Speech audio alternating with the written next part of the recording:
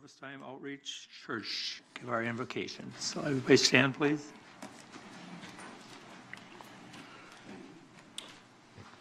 Thank you for having me come today. It's an honor to be here. And as a former deputy sheriff for 20 years and a pastor for 18 years, I understand the challenges of a county, and I'm part of the county. I serve in the county, so it's a privilege for me to be here today. And thank you for what you do, all you people that work for the county and that are on the board and so on. We appreciate it, and we want you to know that we pray for you quite regularly at our church. And so when I was in law enforcement, I always appreciated that people prayed for me. So let's have a word of prayer. Lord, we thank you for St. Croix County and all the county workers and citizens. We feel blessed to live in such a beautiful place. We feel blessed to raise our families in a relatively safe environment. We know that this group of people is responsible for a lot of important decisions being made in the county. I come to you today praying specifically for the county board. We ask for wisdom and understanding as they meet this evening to discuss the cares and concerns of the county and to do their business as representatives of the people. We pray that you bless them with special wisdom and help them make the best decisions possible pertaining to the tasks they are currently involved in. I also ask you, Lord, to bless the board as individuals today. I speak a blessing on their lives and their families. May the peace of God be upon them and their families. May they prosper and be in health even as their souls prosper. In closing, I want to speak a blessing over you today from the Bible, from Numbers 6:24 through 26. The Lord bless you and keep you. The Lord make his face shine upon you and be gracious to you. The Lord lift up his countenance upon you and give you peace. Thank you, Lord, for hearing our prayers today. And we pray for a great meeting tonight. And we pray that honor would be here, Lord, that people would honor one another, even if they don't agree, and that they would honor. And we do honor you, and we pray these things in Jesus' name. Amen. God bless you guys. Thank you. Please join me in pledge allegiance. I pledge allegiance to the flag of the United States of America and to the republic for which it stands, one nation, under God, indivisible, with liberty and justice for all.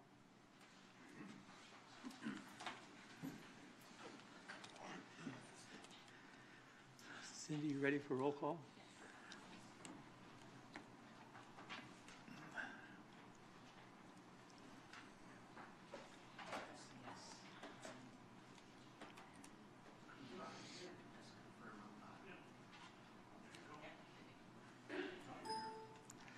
Thank you.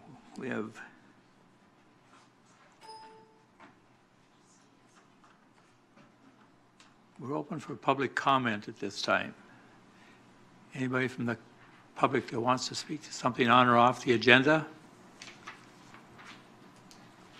Anybody from the public that'd like to speak to something on or off the agenda?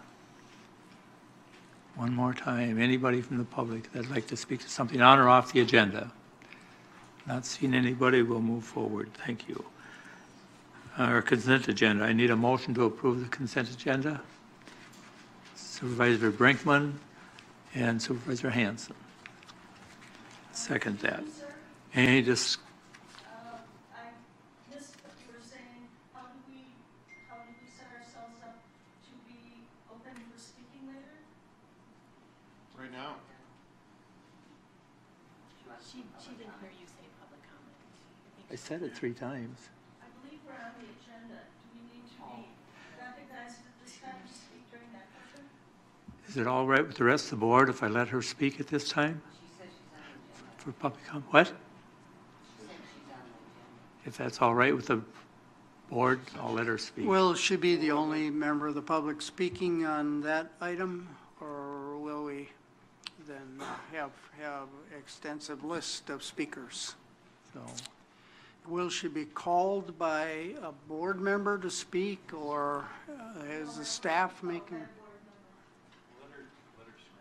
Let her speak now. Let's No, just they back usually up can and do it speak, as so- public comment. Public comment now. Would you like a motion to clarify? I'll make a motion to extend the public comment period to let this lady speak. I I announced it 3 times, and she Yes, evidently, you did perfectly properly. Evidently, it caught this person off guard. Yeah, Our procedures so- may not be familiar to everybody. well, we'll have to let her speak? No? What? We got a motion on the floor. It's better Yeah, in now. a second, so we have to act on that. So I will, any questions or comments on the consent agenda? We have a motion and a second on the floor. A point of order, Mr. Chairman. I made a motion to extend the public comment period for this lady only so that she could speak, and it was seconded. Okay, Are but you we had a ruling it motion. out of order, or are you going to call for a vote on that motion? We had a motion and a second first, I believe, for the consent agenda? No? I didn't hear you. That, I don't think we did. Yeah, there was a motion. Yes. Okay. what? There's a motion and a second For the consent agenda. for the Oh. consent agenda. So that was done first, so I have to take that one first. Okay, so at this time, there any discussions or changes that anybody wants for the consent agenda? If not, Supervisor Akhtarov. I just have, it's not, oh, it's blinking. Can I borrow yours? It's gonna work. Oh, never mind, I'll borrow. I just have, I have one comment. I noticed that there are no females on the Board of Adjustment, and I'm just wondering if there ever has been, or for people to keep there in mind that females are a definite percentage of St. Croix County population and should be recognized as such. That was it. I just had that comment. I tried to recruit a female for the appointment, Supervisor Akhtarov, and she declined. Yep. Okay. Supervisor Sue Peterson. Nelson was on the Board of Adjustment for many years. Okay. Any other discussion? Questions? If not, we'll vote on the consent agenda at this time.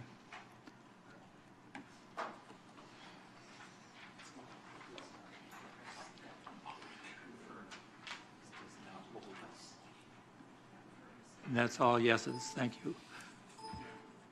Now Supervisor Malik, I didn't evidently catch your motion to extend that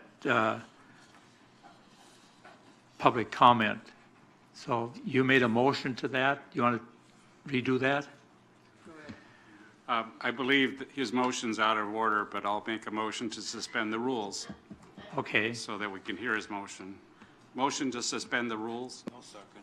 And a second from Supervisor Osnes. Is there any discussion on suspending the rules? We'll vote on that then. Hold on. What? Okay.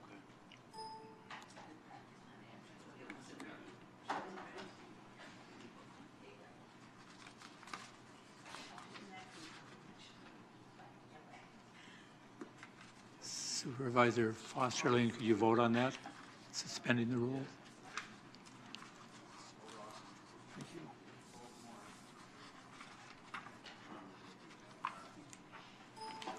you. Okay.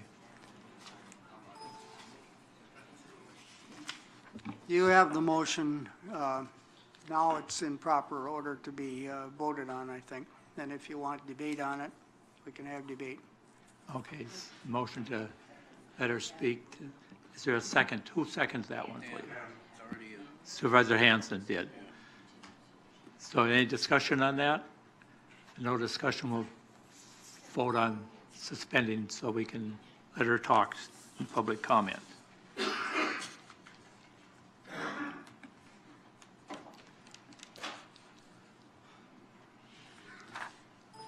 Okay, Janet Jones has something to say at public comment. You'll be limited to 3 minutes on this, so you can step up to the podium and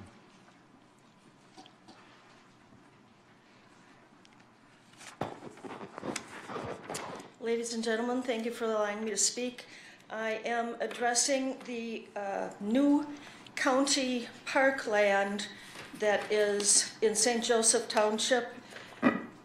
currently under discussion for zoning and secure property lines, and I have been advised that the property lines that your county surveyor has delineated are contrary to those that we have been using for the last 38 years. And I have some legal terminology that I'd like to get on the record.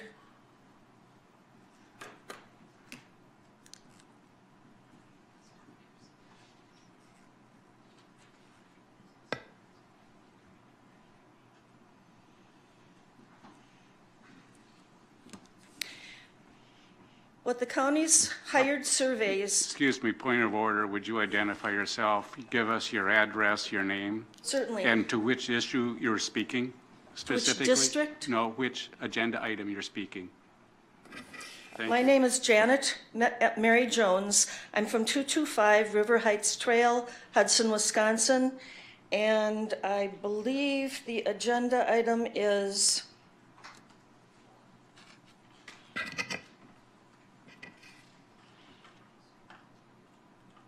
4?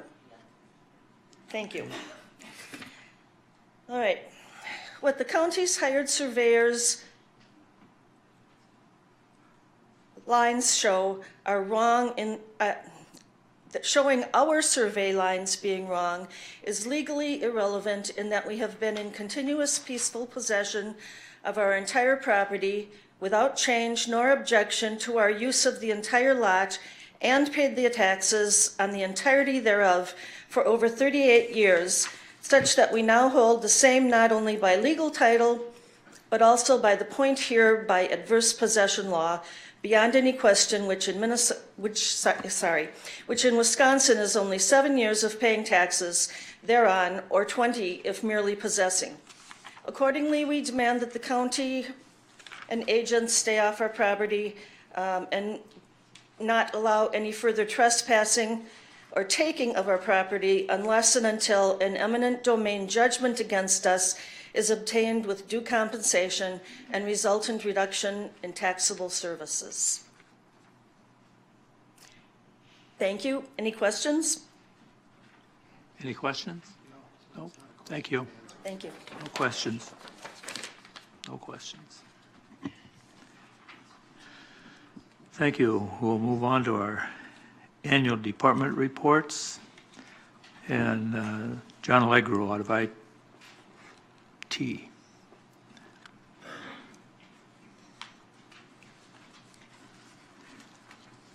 Good evening. 2018 was another productive year for the IT department at St. Croix County. We were able to complete some initiatives that were started in 2017 and roll out projects that we funded in the 2018 budget. Most of that's laid out in the report before you. If you have any questions about any of those items, I'd be glad to answer them for you. If not, on behalf of everyone that the IT department helps support. Oh, Judy. Okay, you know, there are some departments that have more qualified, oh, I'm talking in the wrong area. Forget it. Ignore me. Really? Okay. Well, not always, but. Anybody else have any questions? No. Well, on behalf of everybody that we support at the IT department, I'd like to thank you for your continued support. Thanks again. Thank you. We have our facilities department, Jim Ellsbury.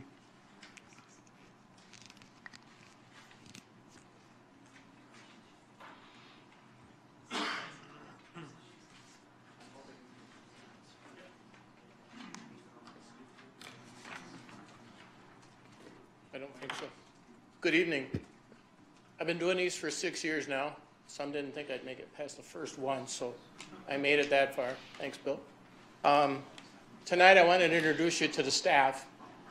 They all came in there on their own time. They're here because they care. And this year we survived the polar vortex of 19. 40 degrees below zero, the worst snow we've ever seen. And because of these guys, we had no incidences in any building, no loss of heat, no loss of performance.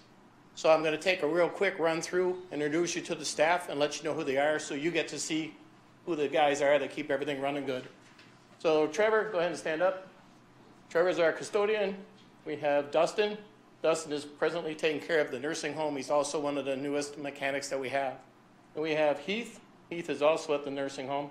Heath was not on call at the 40 below night. We had an issue at the nursing home. He got out of his house and went there even though he wasn't the one on call and took care of the problem. So kudos to Heath. I have Dan Inlow. Dan's here, 50 years now? Yeah. And he's the guy that sets this room up for you every time you come here or any other meeting. Dan's usually the guy that does it.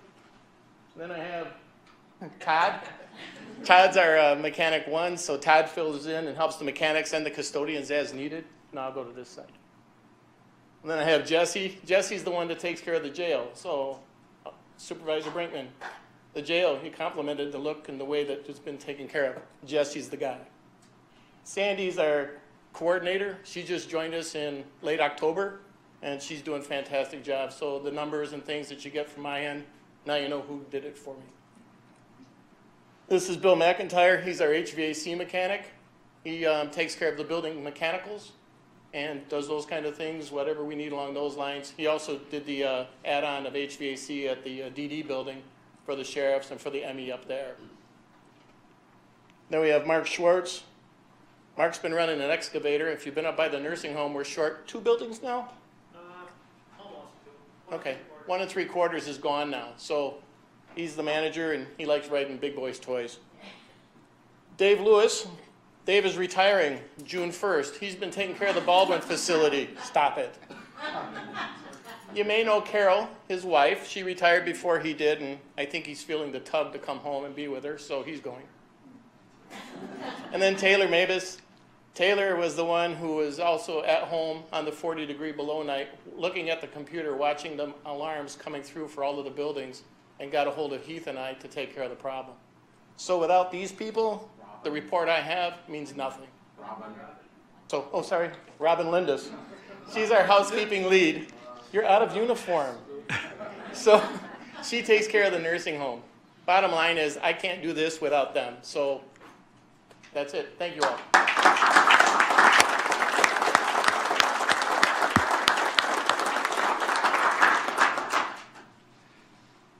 I know you're waiting for me because you're asking John, and I'm like, oh God, I hope it's not me.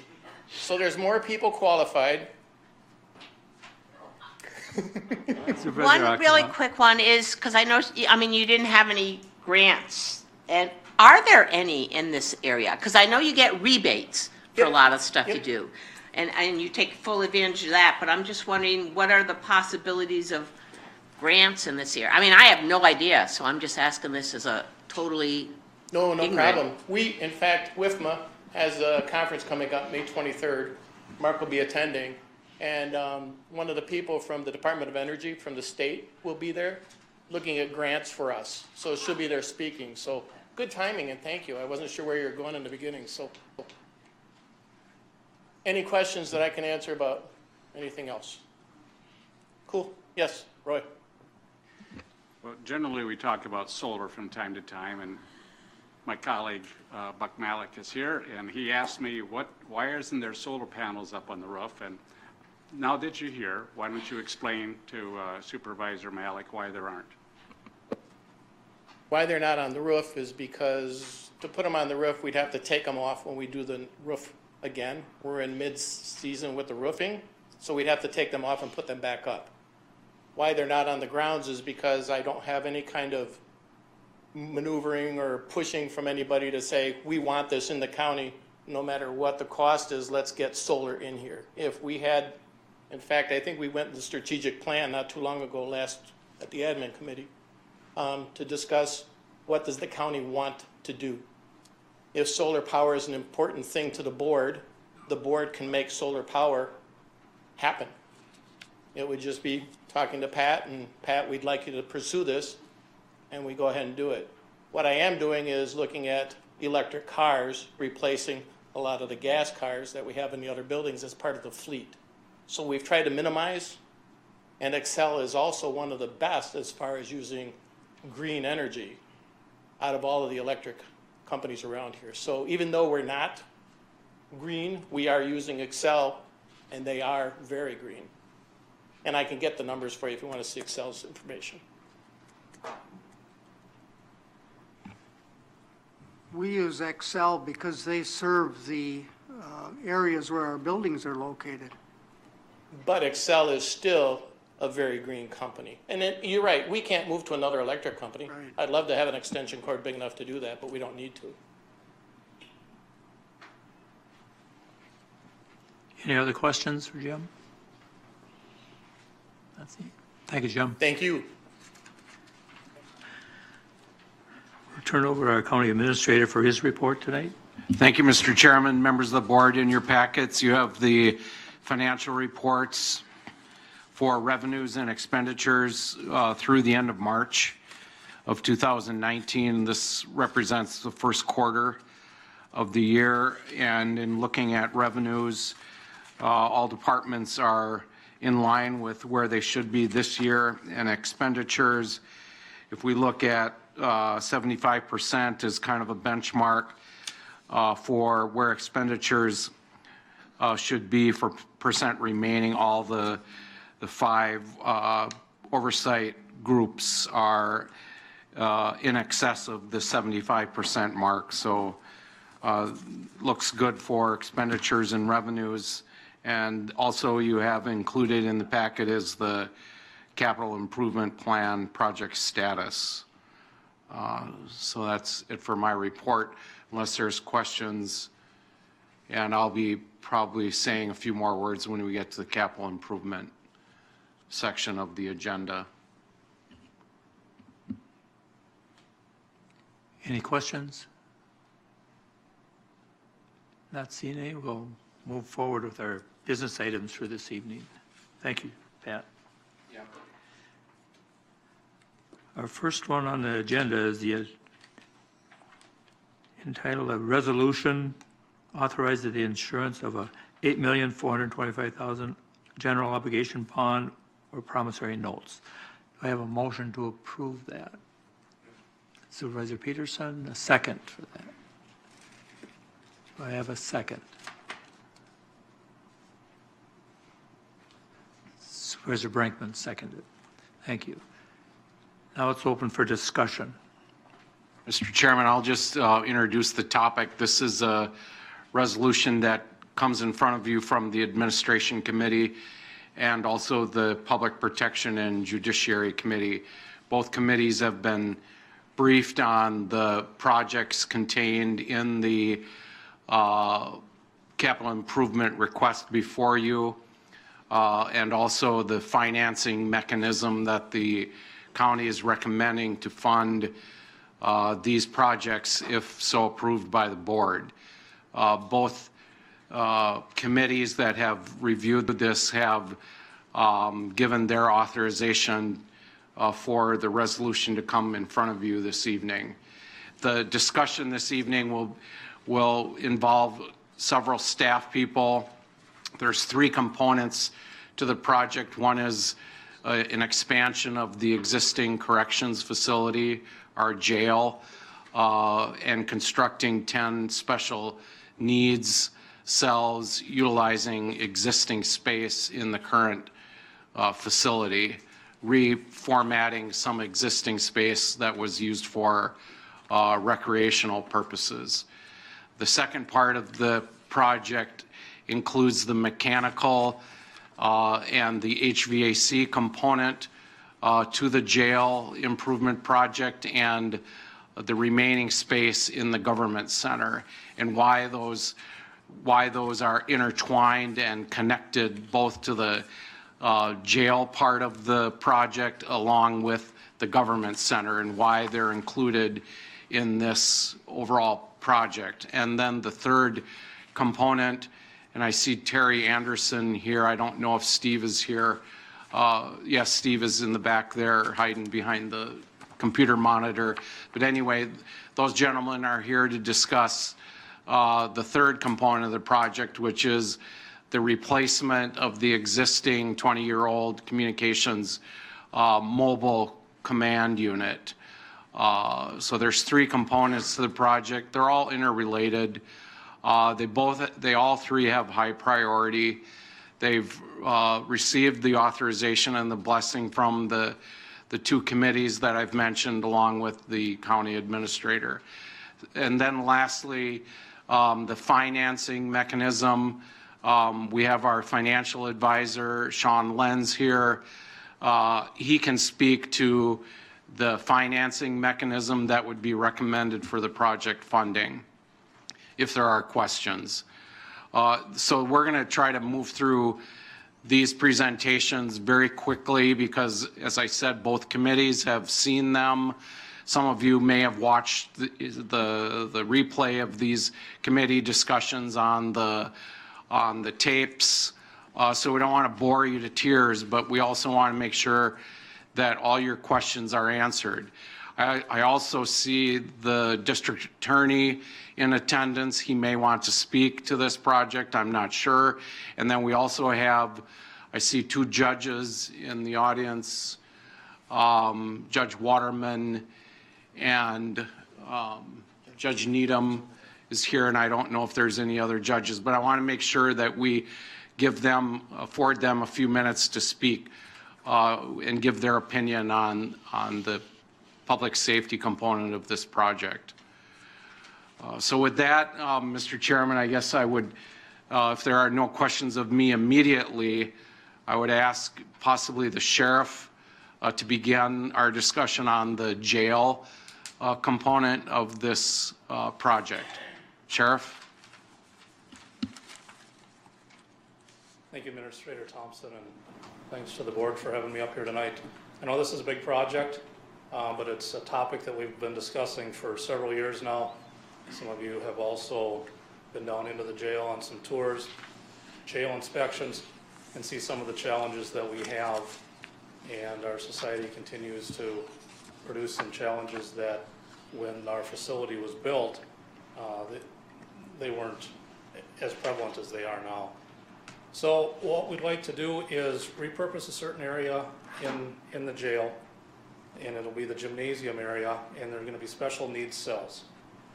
For point of clarification, those cells are going to house those that have those special needs, whether it be mental health or substance abuse, that are currently in the jail for some purpose of criminal activity.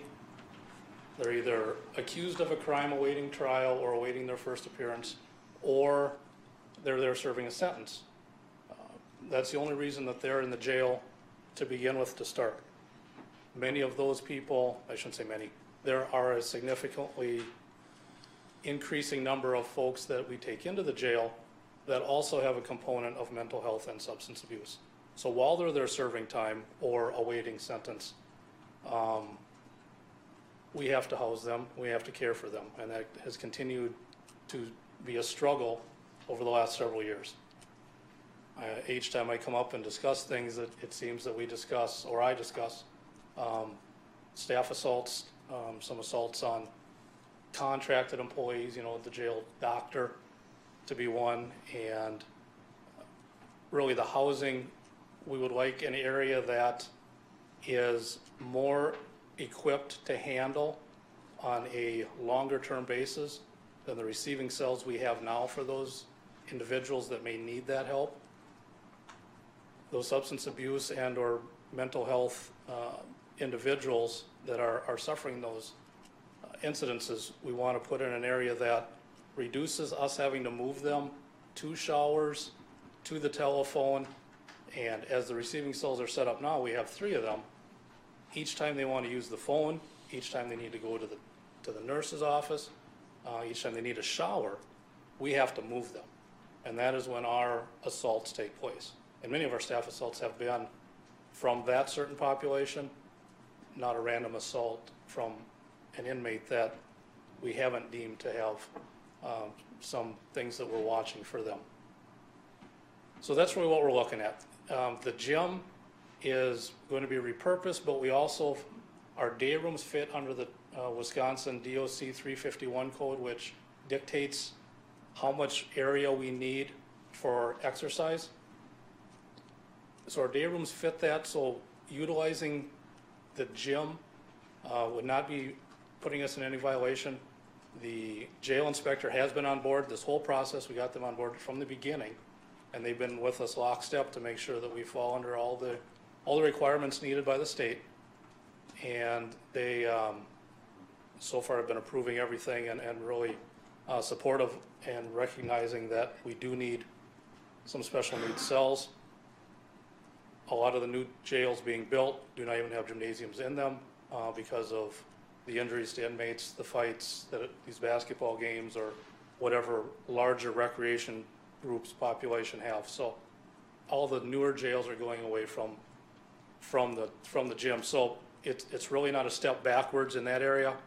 It's really a great leap forwards in the area of housing those with special needs and really not deteriorating the positions that they're in by getting to them and getting some of their needs as they're needed.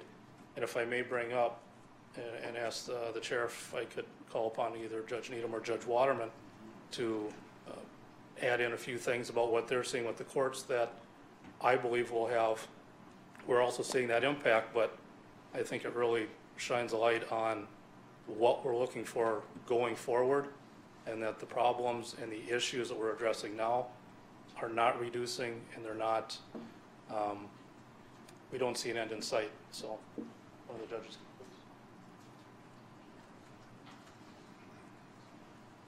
First, thank you to the board. Before I begin, if you haven't been up to the second floor, come up. Our courtrooms have generally all been remodeled. The furnishings were pretty much 1992 vintage, and so with the work of Jim Ellsbury and his crew, we have new carpeting, new upholstery in the jury chairs, so come up and take a look. They look like new courtrooms, and I can't speak highly enough of the work that they've done, and they've done it all without disrupting court. So on weekends, evenings, times that we've not been disrupted, they've come up and done a wonderful job.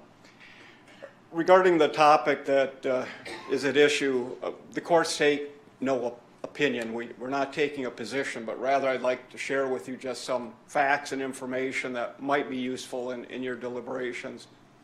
As the sheriff said, I've been here for 25 years. And over that time, I've seen an increasing number of people who we have in our jails who have either mental illnesses or disorders, sometimes diagnosed, sometimes not diagnosed. The number is growing exponentially in the last number of years. That's a unique population, not only for the jail to manage, but for the courts to manage and anyone who is dealing with that population. And it takes a pretty unique skill set to do that. By way of example only, competency evaluations. So defense attorneys, the district attorney, and I, as a judge, have a responsibility to identify those persons who appear in front of us who we believe may not be competent. And competent is kind of a unique legal concept in that it refers to those who don't understand the nature of the proceedings. They don't know what my job is, what their attorney's job is. They may not know what the functions of the court are. And secondly, they're not in a position to assist their attorneys. That's the legal definition of competence. So when that issue is raised, we as judges then generally will order a competency evaluation. Those evaluations are done within a time specific, and we get a recommendation. I will tell you that the majority of evaluations we're having done are coming back that these persons are not competent.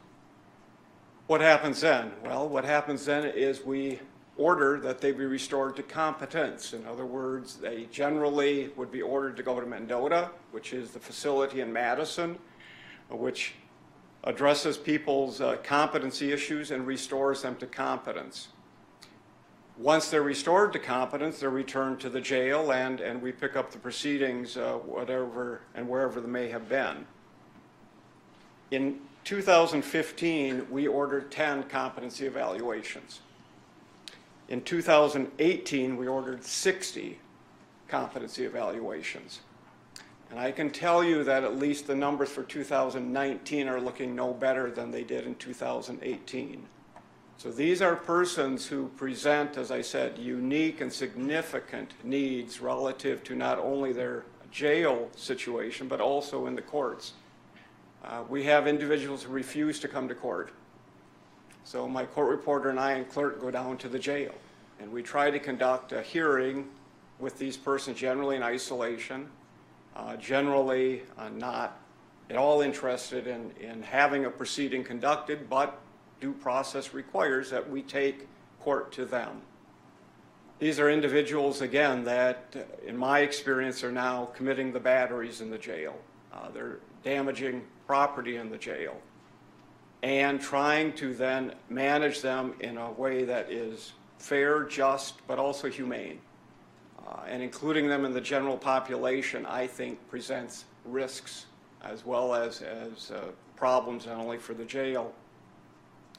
So when I heard that there was this proposal, certainly the courts believe that housing these people in an environment where their needs can be met, where their needs can be addressed, as well as, in essence, insulating them from the general population is not a bad idea. The other thing in terms of this competency, once I determine someone's incompetent, the theory would be they go to Mendota the next day. That's not the case. Mendota, at last count, has about a 6-week waiting period from the date that we find them incompetent to the date that we can get them down there. These are persons, now keep in mind, that are not competent, but we're trying to manage them in our current jail population in a way, again, that presents those same risks that I've referenced. Certainly once they're restored to competence and returned to the jail, it's a different management. A problem, though, that we're now encountering is that they generally are on a forced medication order when they come from Mendota. The courts have the authority to order that that medication continue to be administered against their will. Doing that in the general population is not the best place to do that. And so I've been working with the Sheriff and Corp Counsel to come up with a way that we can force medications, because we know that once they go off their medication, they decompensate. And so again, if they've been restored to competence, it's only a matter of time if they refuse to take their meds that they may be back in that same situation. And anecdotally, I had a young man who I found incompetent 3 times, sent to Mendota 3 times. Finally, when we got him back, we had his hearing within 24 hours.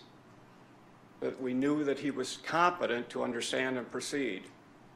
We released him on probation. Within 5 hours, he was back in jail on another violation. I say that to you for information purposes. As I said, we don't have an opinion, but those are the facts that I guess I would like you to consider as you're looking at this. So if you have questions, I'll certainly try to entertain them as best I can. And I don't know if Judge Waterman has anything he would like to add, but yes, Mr. Schoberg.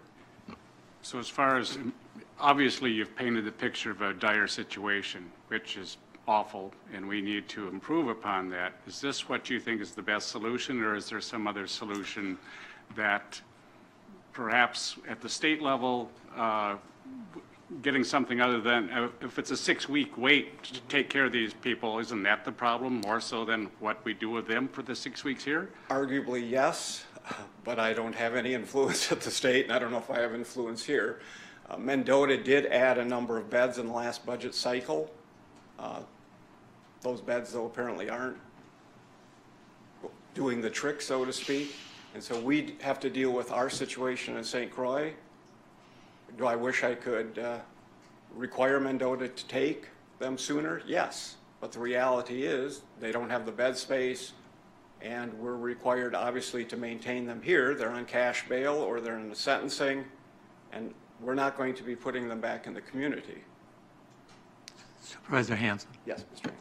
Your Honor, this is a lot of money, but in terms of jails, it's not that much, and the problems seem to be growing, as you said, at an exponential rate. I put my thumb in the air, and I see a time coming at us where we're going to need a new jail.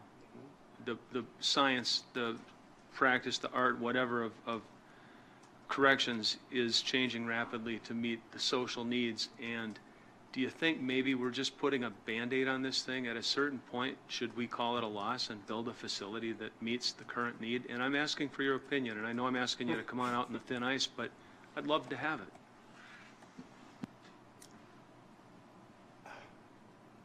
I shared at Public Protection that the courts are at capacity. When we moved in this building in 1992, we had 2 judges and a part-time commissioner. We had 4 courtrooms. We thought we were set. We now have 4 judges, 2 court commissioners, all 6 courtrooms are being used to their capacity. What the county decides to do with that long range is really more of your decision. I think our jail currently has the capacity to deal with the population that we have. Should there be certain modifications or improvements made, I have an opinion on that, but building a new jail, that's out of my bailiwick. Any other questions for Judge Needham? Supervisor Osmus? Your Honor, in your opinion, are the 10 beds going to serve us well in the future, or right now, or is that basically capacity? Can you And help that's us out with probably a that? better question that the sheriff could answer. As I said, we had 60 competency evaluations last year. Now, if you spread that over 12 months, arguably you could say we did 5 a month. I don't think that's realistic. There's some months that tend to be better than others. Christmas time is a really bad time, as well as some other holidays for folks who suffer from mental illnesses. But the sheriff is probably in a better position to tell you what his average daily population is associated with those who have mental illnesses than I am. I know what we see in the courts, but I haven't pinpointed, whether we have 10 currently or 15 or 3. Thank you. Supervisor, did you have a question? Supervisor Akra? Oh, thank you. Thank you.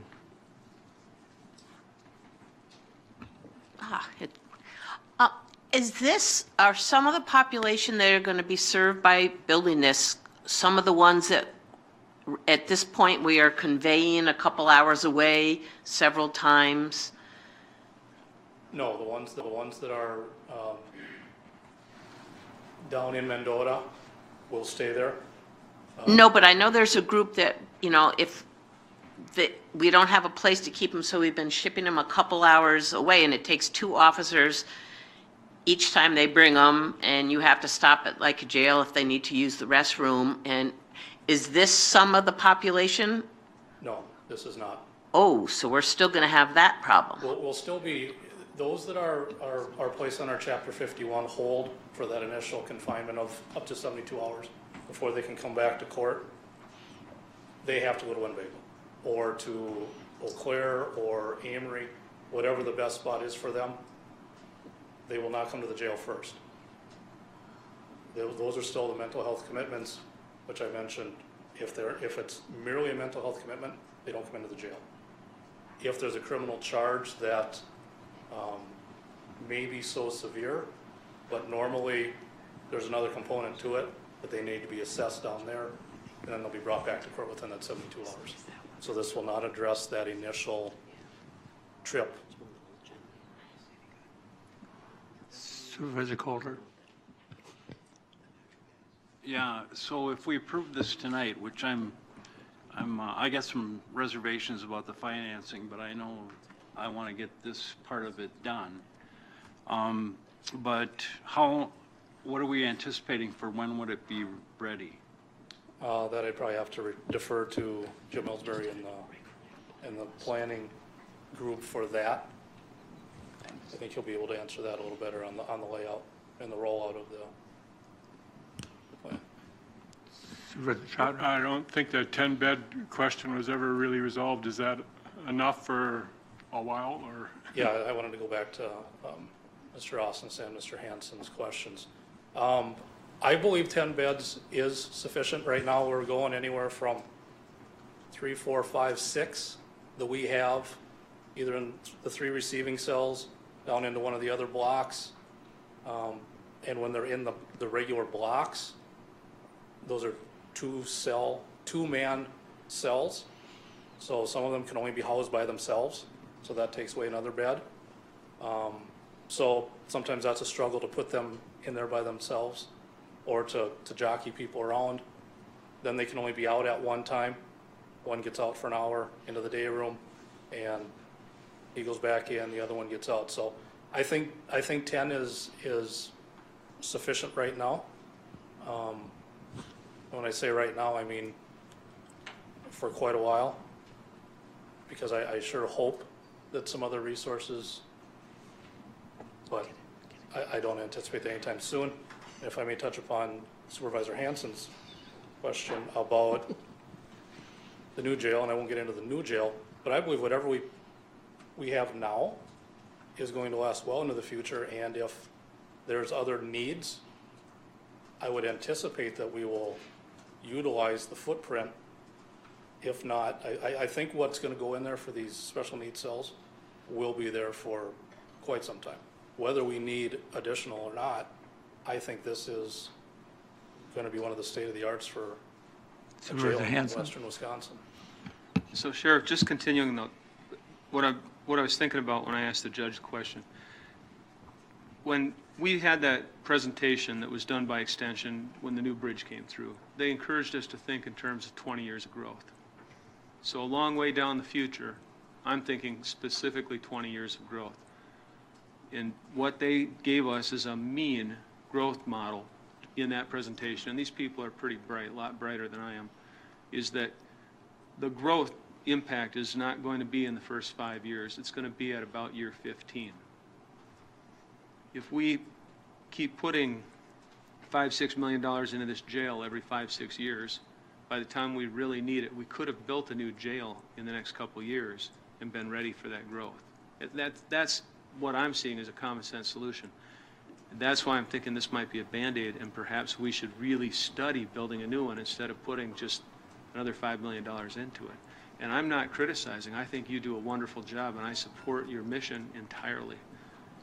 But honestly, at what point do we build a new jail? Because I would certainly think that it's coming at us.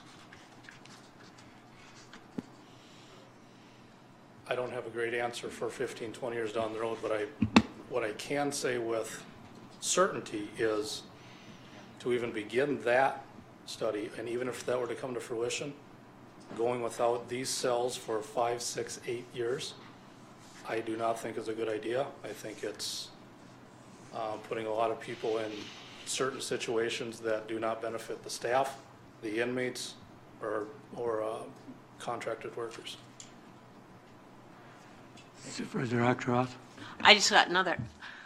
Are these going to be segregated, or how are you going to handle the male-female ratio of this? Yeah, there will be the 2 tiers. Oh, okay. Yeah. So there's 5 upstairs, 5 downstairs. So there will be sight sound barriers. Okay. And so we'll be able to utilize for all populations. Okay, thanks. Yes, Supervisor Malik?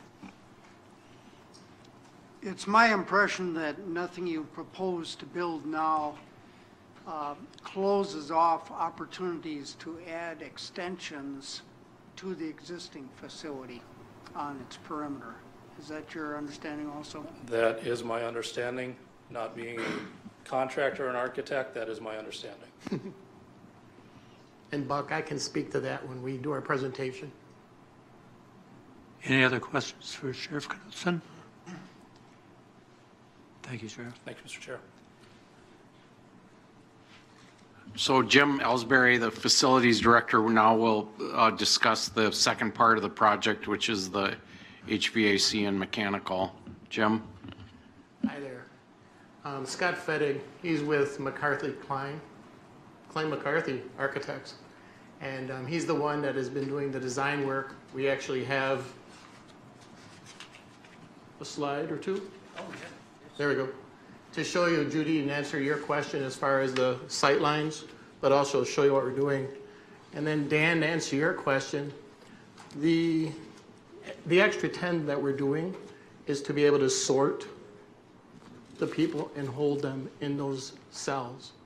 So if we built the jail, which is designed to go vertical, you would still have the 10 that we're building to allow for sorting of the individuals to the capacity they need to be held. So those would always be a huge gain for the county, because right now we have the 2, like he's saying, but this would give us 10 more. So we can put 10 people plus what we have right now in a place where they're safe, where our staff is safe in dealing with them. So if we were to build an addition to the jail, that would be a vertical addition, and that is being looked at some point, to your point, as far as 20 years out. We will have to do something, but this is by no means a Band-Aid, and don't ever think that it is. This is a long-reaching solution for the issues that they have when they bring somebody in. They don't always know who they're bringing in. So they have to observe them for a while and get to know if they're going to deal with population or not. And so because you have the compartments that you can put them in, you can learn about the individual before you put them in a cell with 20 people and have a bigger problem.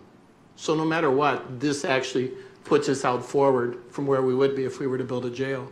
Because like Scott said, we'd be behind that far for those number of years dealing with what we're dealing with, and people would be getting injured. So I hope that helps.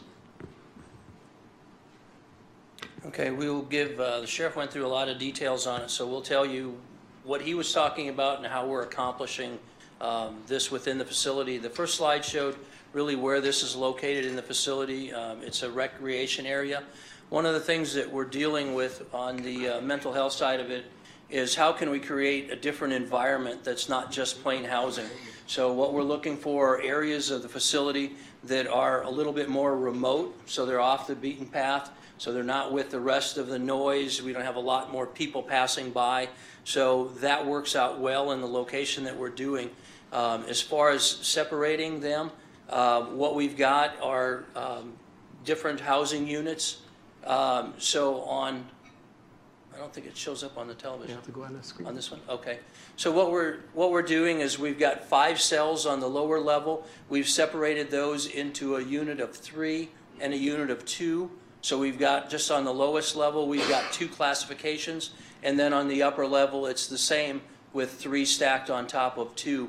We do have 1 padded cell that can be used directly from the corridor. When that's needed, it's needed pretty quickly, so that's located there. But the rest of it is really, we've located them back and then created the visibility so that we can see the cell fronts of those. So what we've done is provide all of the things that they need there. We've got a programming office so that we don't have to move them around. Again, the less we're moving them, the better. So they're not exposed to other inmates and the yelling and things that can happen in the facility. So we've got a counseling room by them. We've also got their showers within their cell so they can shower privately. Again, we're not moving them, allowing them to create injury to staff or themselves. So really limiting that area. The day rooms have all of their furnishings in there, their television. Again, all of those things that can help with the programming aspect of that. So that's what the layout is in there. We've also done some modifications.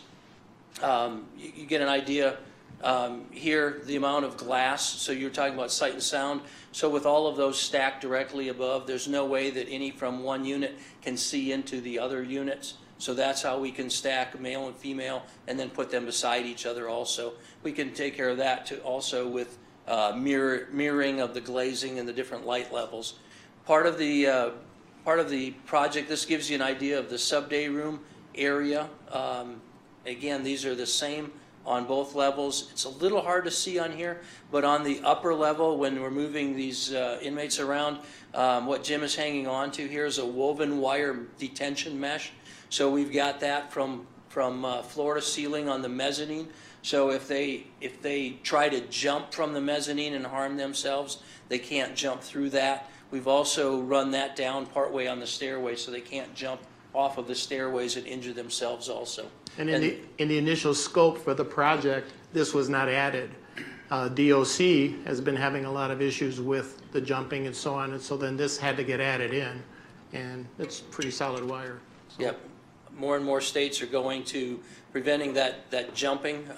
They're not going to kill themselves, but they can seriously injure themselves if they're breaking their necks and things of that nature. The other sample that Jim has is, since this is a remodeling project and trying to do speed of construction, what we're using is a detention panel system for the cells. So these will come in 3 and 4 foot wide pieces, be brought in and assembled in a tracking system that you've got on the bottom. To help the acoustics, we're also filling these with grout cement mixture, so it'll be more sound dampening also.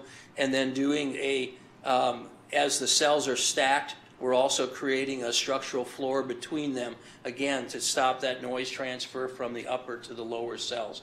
Again, the less noise there is, the better mental health patients and inmates respond to that.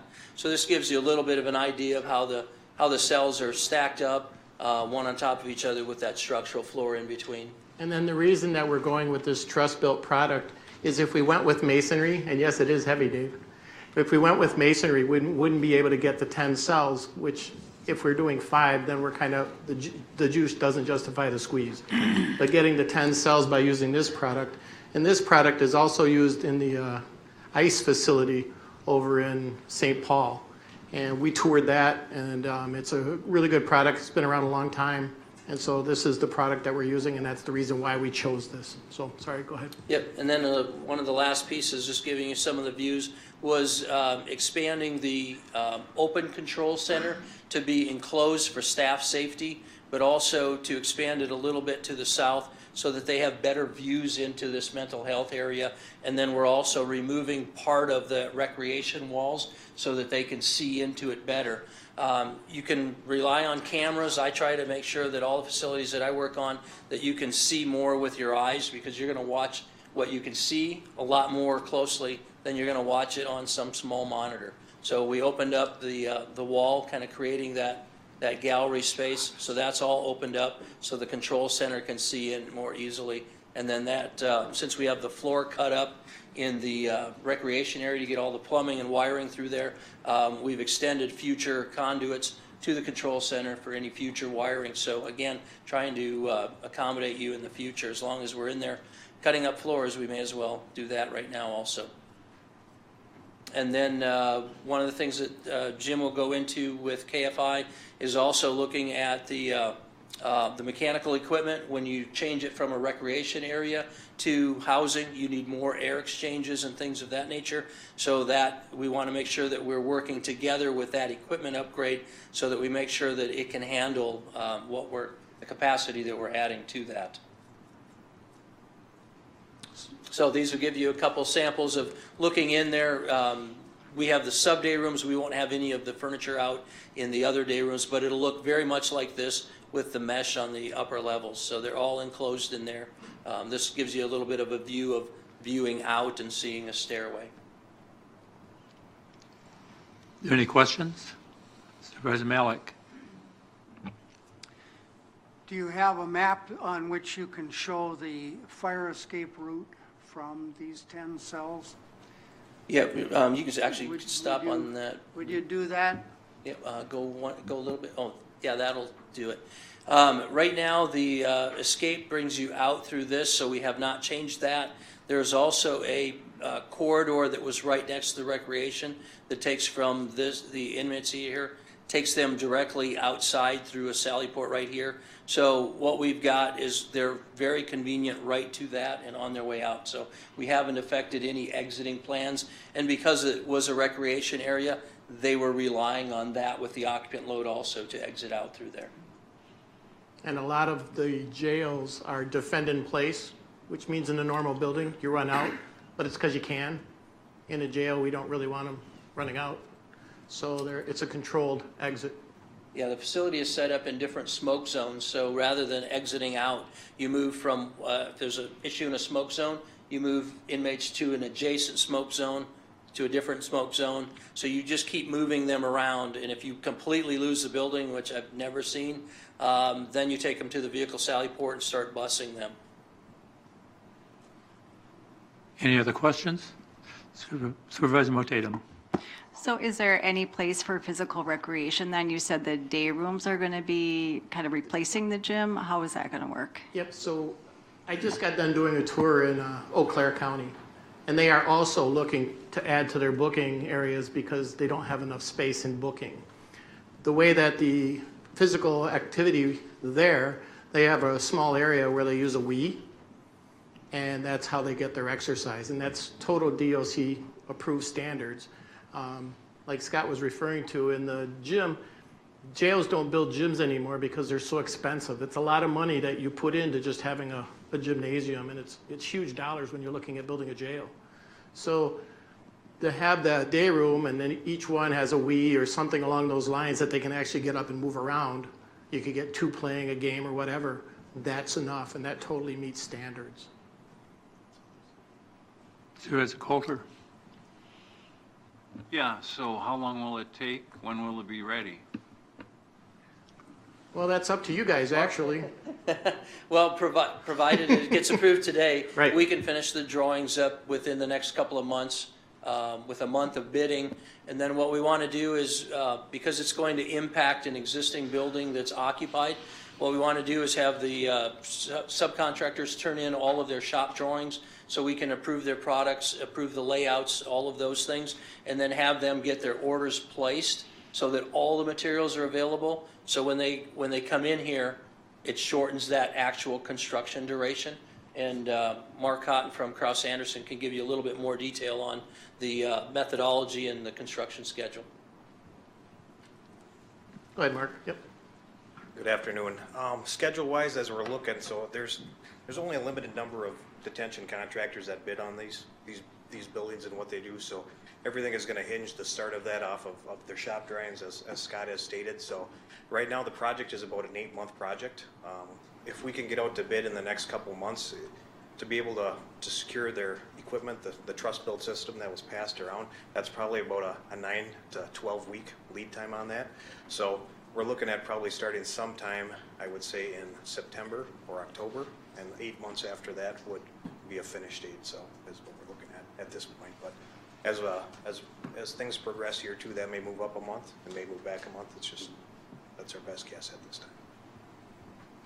Question. Supervisor Osmus? So did I hear you correct that there's been no bids that have gone out at this point in time, correct? No, but we've developed the budget, so Klein McCarthy have actually put together a pretty good set of documents and specifications, or a generic spec that we sent out actually to contractors to help us with our budgeting. We sent it out to 2 detention contractors, mechanical, electrical, and some flooring people. We did our own in-house takeoff to do that, so the numbers that we have come up with that is on the overall budget, we feel don't feel comfortable, but we feel it's the right number to go into this project with. So soft bids were taken. We're still at the design phase because nobody's given us the approval to move forward. They did do soft bids, and Croix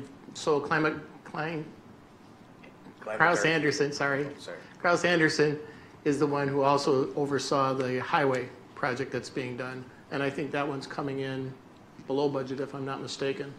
They're doing an excellent job, and they were the ones that helped develop that in the beginning when we were at the beginning stages. So we feel really confident with what they're doing. Yes, it'll be the same type of a process that happened for the highway shop that we worked on. There'll be a public bid opening, go through that whole process. So, and ultimately. So the numbers that we've got then are your estimate? Our estimate. To the best of your ability right now? Yes, that is without talking to any contractors or engineers or anything? We have talked to contractors. We've sent it out to multiple contractors, mechanical, electrical, and also on the detention side of things too. So we have gotten their input on our dollars and where we're at. And yes, so we've done our due diligence with regards to the budgets at this point. Nobody used magic for these numbers. It's all based on something real that we got from vendors that would be doing the work. Right, okay. Great, thank you. Hi, Tom. Supervisor Coulter?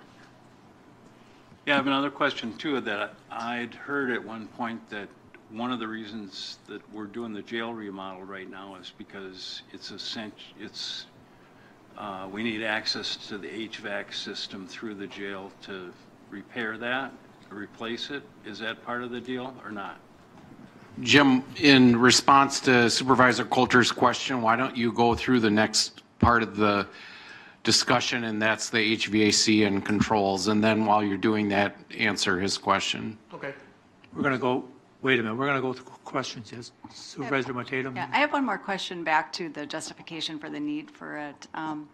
So I guess what I don't understand is people are being brought in, they're in a mental health crisis, and they need a safe place to be for themselves as well as the, So they've committed a crime they've committed a crime, and they have a mental health issue. and we're holding them, and we need a place separate from the other jail population as well as protecting the employees. Sheriff? So when they are in this period of being in a mental health crisis, are they receiving any medical intervention? Or are they, as we heard, they could be waiting 6 weeks to be sent to Mendota? Are they in a mental health crisis during that whole 6 weeks? Well, there's several issues there that could play into their situation. If it's a mental health crisis to the extent of them becoming suicidal again, we would then initiate that Chapter 51 and take them down to Winnebago or Eau Claire, one of those other spots. So if they're in that extensive of a crisis and they meet the requirements, they would probably be removed out of the facility. But there are those that maybe have gone to Mendota, as Judge Needham had mentioned, found to be incompetent. They get brought back here, and there is that jail-based competency that Mendota can set up for them so that they're starting to take meds while they're back here. So when their time comes for their commitment and a spot for them to start, they're a little bit ahead of the game. So that we're not just putting them in a cell and not addressing their needs. Again, normally when they go down, they come back with some medications, as Judge Needham mentioned. And, you know, we have the nurse on every day. Mental health comes in several times a week. So they're still receiving services as that goes on. This isn't just an area to put them and leave them, obviously. So they're still getting their needs addressed. And again, if it's to the extent of another chapter, we remove them out of the facility. So how many people would you say on average are in this state of being in a mental health crisis and would be unsafe? I'll say a special needs crisis, which could also be a detoxing, or they come in and they're impaired, heroin, coming off of heroin. So there are other medical issues. Again, like I said, could be anywhere of 4, 6, 8. And with only 3 receiving cells, we have to strategically place them in other blocks that, in one block we have 8 people in there, 2 to a cell, so we have 4 cells. In another one we have 2 to a cell with 2 cells. So if we put 2 people in there in that special needs situation, there's only 2 people in there, we have 2 beds that aren't being used, and that cell block is done. So it's really a juggling act. So would you say those special needs cells currently are always full? Yes. Yes. The ones we currently have that are not equipped the way these are equipped. Those are just regular cells that are no different than the general population. They have none of these special facilities that we can, self-contained showers, stuff like that. If there's no more questions for this, we'll move on to that HVAC, so we can go in and move forward on that. Is that okay? Go ahead, Jim. Okay. Go ahead. Bob Linder is here. Bob's with KFI. And KFI they've been here since before I got in the county. They were the ones that came in and saved the day with the boiler and also with the chiller. The initial mechanicals weren't surviving very much longer, and they actually came in and kind of got things rolling and got things taken care of. They were also here for the transformer when that incident occurred, and now we have a proper electrical room. So KFI was selected to help us out with this. So I'm kind of, the jail, and I don't know if I heard your question right, this isn't to get equipment into the jail. The equipment going into the jail is because we can't serve the new area with the equipment we have. The controls that we have are obsolete, which is a problem.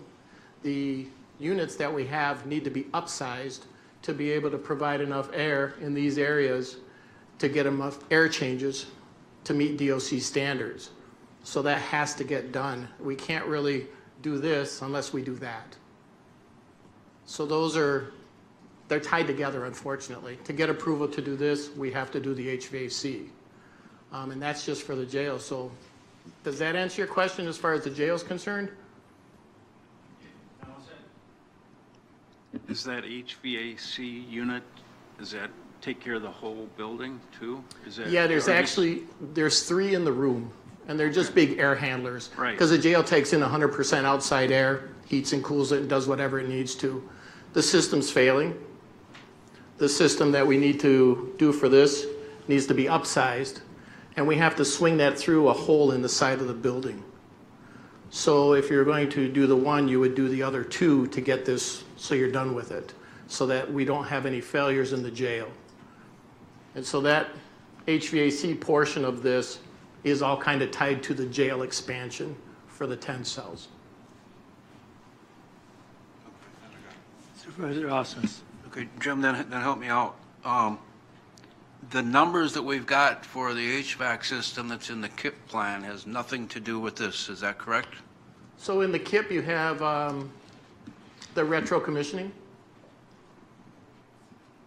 You've got one on there that just says HVAC replacement for $125,000, and you've got one for government center retro. There you go. Controls, and that's different. Yep, so the retro The commissioning. controls are the ones that we're talking about here, correct? Correct. So if everything were to be passed tonight, the retro commissioning dollars that are in the KIP would not be used. That would just be put back into the KIP for other projects. And you guys could decide however that was done. The 125 is for when the condenser goes in Baldwin, I replace that condenser. That is for replacing HVAC equipment that fails during the year. So I don't have to come back to you to say, hey, I want to replace this or that. Okay, so then the money that you're asking for right now, are we just talking for the jail, Pat, or are we talking the overall funding for HVAC? Both. Thanks, Dave. Yeah. So if we can close the jail side, so go ahead and talk jail, and then we'll go on to the other part. No, I'm okay with the jail end of it. Okay. I'll have another question later on. Okay. Okay, thank you. So Bob, Yes. can you explain how we got here with the VAVs and? Yes. So as we're talking with the jail project, we have 3 air handlers that would be replaced to support the infrastructure in the jail portion. Those units are, I believe, located in D500, a mechanical room, as Jim had mentioned, where the units need to be swung in and reconfigured to some manner so that we could get them all in and get them operational. As part of that project, because we're replacing the units, we'd be replacing the control system. The existing control system is 20 plus years old. It's essentially obsolete. Parts are difficult to get. It is not as effective and efficient as it should be, and newer systems are. So while we are able to bring that along as part of this project, what we were looking to do is add to that effectiveness of the system by bringing the government center along with it. So the government center is, 26 years old. So the infrastructure of the building here is the same. So what we're talking about is the air distribution system. So that is the ductwork and the variable air volume boxes and the radiation and reheat that support the environmental comfort in the building. As many of you have probably seen and what we've heard as we've gone through is that there's hot and cold calls, issues in the building, winter to summer. There's some air distribution issues. And a lot of that, actually most of that, is associated with the variable air volume boxes as well as the control system. And one thing that I think is kind of interesting to point out is these are the devices that vary the air that go to the different areas within the building, different offices. Let's call them zones that respond to a thermostat. So real quick, this is the board that powers this. And this thing in my hand, the air is being held back right now because it's closed. There's a threaded rod here, which has a really nice 26-year-old plastic gear on a metal gear running, twisting the threaded rod to move this damper out to open the air. It's a slow process. The plastic gears are failing, the motors are failing, and these are no longer available. So they kind of really jack the price because they're obsolete and they don't want to make them anymore. So you really pay to get these from the manufacturer? Unfortunately, with both of those components, we're in a difficult situation. As Jim pointed out with that VAV box, it's a plunger that moves in and out. The response time of that is multiple minutes, so it's difficult for it to respond quickly enough to change the temperature in rooms. For example, like this room, as you get a large group of people in, being able to cool it down. So that's a technology that's not manufactured anymore. Replacement parts are essentially obsolete and very difficult to find on, let's call it the open market, as well as the controls associated with that. And then this would be what we're looking to replace it with, which for some of you, if you like it this way, it's closed, you can't see me. And then it's only a quarter turn. So it doesn't have to move more than that to be fully open. And in summary, that's an existing technology that's been used for 20 years, commonplace in the industry today. So the intent is to reuse ductwork.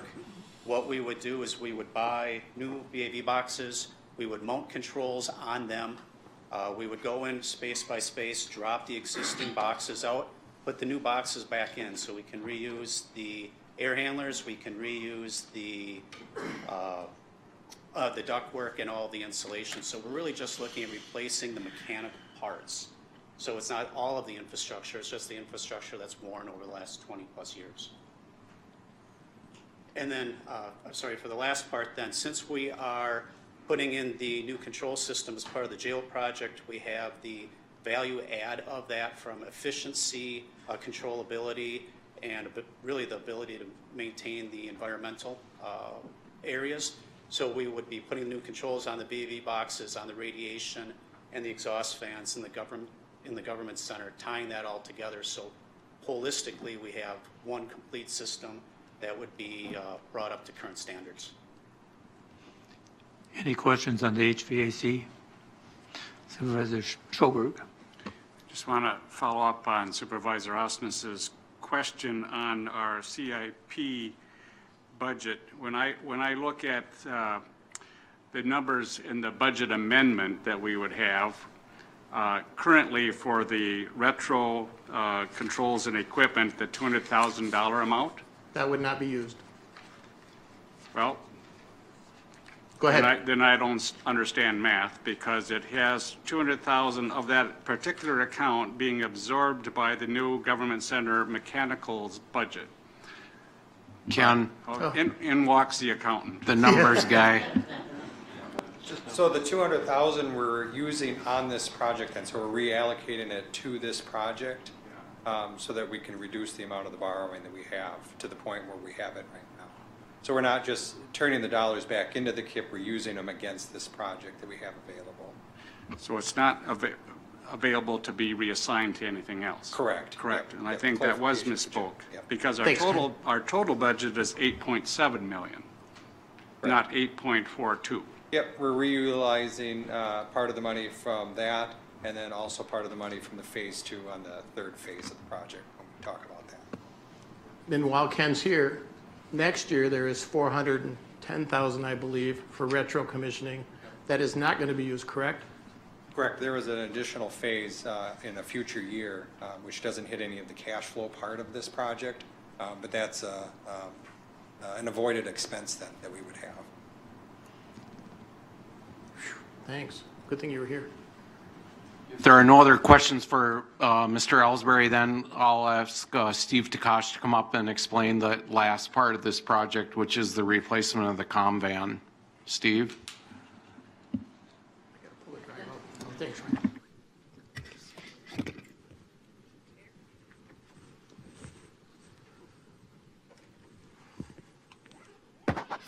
Good evening, ladies and gentlemen of the Board of Supervisors.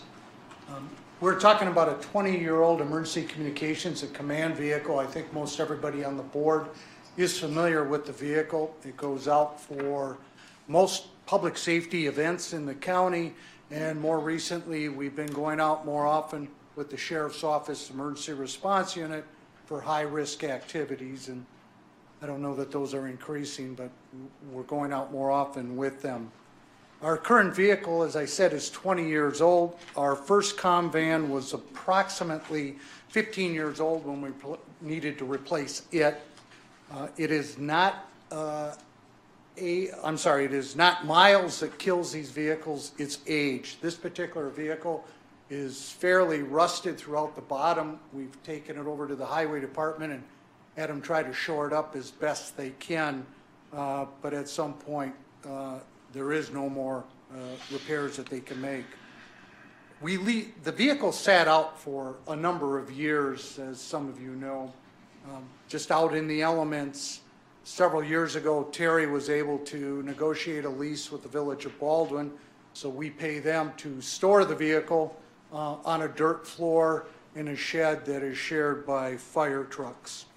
The new vehicle, incidentally, will go to the highway facility on a concrete pad and stored there inside and out of the elements. The new comm van replacement has been on the radar before I arrived, actually 4+ years ago. It was in the KIP for several years, but it seemed to get pushed down the road. Just for whatever reason, those KIP decisions are made. In the Phase 2 radio project, there was $100,000 authorized to put into the vehicle, and that was a combination of money for both the vehicle, the structure itself, and some equipment in there. However, today I haven't authorized any further repairs because we're now 20 years into this vehicle, and from a responsible department head position, I'm not sure putting $50,000 into a 20-year-old vehicle is a prudent use of taxpayer dollars. As the county administrator noted, or I should say the assistant administrator noted, we have leftover funds, or we anticipate a surplus from Phase 2 that will allow us to use approximately $100,000 to help equip this vehicle. The advantage of that by doing it now, obviously, is when Phase 2 is done, those funds will disappear and revert, which means instead of funding at approximately $398,000 today, if we have to come and revisit this vehicle in 2 or 3 years, we'll be looking at the full $500,000 plus whatever inflation costs you have to factor in. I'm open for questions. Supervisor Malik. How much do you expect to get on trade-in or sale to another unit of government? Buck, that's an excellent question. Big bucks, thanks. It's kind of like used fire equipment, and for anybody here who's been on a fire department, you get nothing for them. The estimated value of that vehicle, and I am somewhat guessing, is probably somewhere between $15,000 and $25,000 of our current Winnebago vehicle, our 1999 Winnebago. It just has no real value because if you're going to use it for, well, if you're going to use it for its intended purpose, whoever gets it is going to have to put a substantial amount of money in it. The county administrator sent us to look at a used vehicle that Dane County, their comm van, and we drove down to Mount Horeb and looked at it. But when we talked to the county emergency management folks in Dane County, they figured that it was starting to nickel and dime them to death, and it was about 15 or 16 years old, and that they were anticipating somewhere between $60,000 and $100,000 to put into the vehicle for a vehicle that just, there's no value in that vehicle. So I would imagine if we turn it over to the surplus auction, or Jim has ways of disposing of vehicles, there's not much money there. Any other questions? If not, Thanks, Steve. Oh, Tammy. Supervisor Botello. Can you tell me what would be an example of some public safety or high-risk activities? Like, what do you use it for? What are some recent? Yeah, what are some recent? I'm going to let Terry answer that since he's gone out on a lot more of the calls than I have. So the type of high-risk incidents we go out for is someone that's suicidal, say they're barricaded in a residence. We respond with the sheriff's office and support the local police departments in the county. It can also be used for missing people. If there's someone that walks away that has Alzheimer's, or a young child that's missing, we'll work with the Unified Command and help them, support them in their efforts at that scene. The fire departments have their MAVIS, their mutual aid box alarm system, where they bring a lot of resources in for a larger, unusual event. We'll support them in their efforts well. We use that vehicle to take the pressure off of the 911 center so they can maintain the daily activities that they need to maintain. And it's a resource that comes to the field instead of them calling Hudson to have them make phone calls or things like that. We bring the office to them and they can actually pick up the phone and dial it themselves directly from the scene. Does that answer your question? One more question. Does each county have a command vehicle? I'm sorry? Does every county in Wisconsin have their own command vehicle? I don't have knowledge of that. In our area, there are several counties with those vehicles. I know for years, we had the only one on the west side of the state. More and more counties in the state of Wisconsin are now purchasing their own vehicle. And is it used just for incidents within St. Croix County? That's a good question. It can go to other counties in support. There's been several incidents where Pierce County has came up to support their emergency response unit that has came into our county to assist the sheriff's office. They brought theirs as well just to have their team and assist them with how they do things. Washington County has had their one of their vehicles come over as well for an incident as well. So the vehicles do go past the county line as needed for mutual aid to other counties in support of their efforts. Supervisor Osnes. Terry, quick follow-up on what you had, and a prime example of the good use of the comm van. And you could maybe let some of the supervisors know, unfortunately, we had that huge North Hudson warehouse fire. And all the different areas from the other side in Minnesota to who knows where in the state of Wisconsin all went through the comm van. You want to talk a little bit about that? Yeah, if some of you remember years ago, the North Hudson warehouse fire, there was 54 different agencies that came to support that event. There was a lot of different agencies, some I'd never heard of before that were there. There was operational periods where even the local command staff was not controlling the incident. It was a prime example of a large event. There was crews from the Chippewa Fire District, Rice Lake, that was running the incident as command, the way it should be if there's ever a large incident in this area. The Glenwood Nursing Home, I believe there was close to 40, upper 40s if memory serves right, but there was 254 boots on the ground at that incident, 254 people from various agencies, I should say, and they were brought from all the way on the other side of Eau Claire to help with this incident, and they were bringing resources from all the way across on the Minnesota side as well. So this vehicle has been involved in large incidents. The windstorm in Richmond in 2007, it was there as well. I could go on, but. Supervisor Coulter. Yeah, so how often a month does this vehicle get deployed?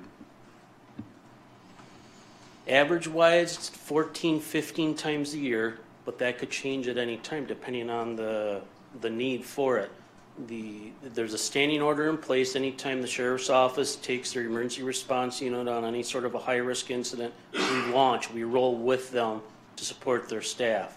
The fire departments, in their scheme of things, depending on their need for resources, depending on the type of incident, were built into their automatic aid, so to speak. So depending on the incident, we'll go. On average, 14, 15 times a year. That's come up extremely since probably 2008. It was maybe once or twice a year. So since that time, it's been increased more and more. The agencies that are out there really do, I don't want to say enjoy having it there, but they see the need for it to be there to support them in their efforts. It doesn't even have to be our local agencies.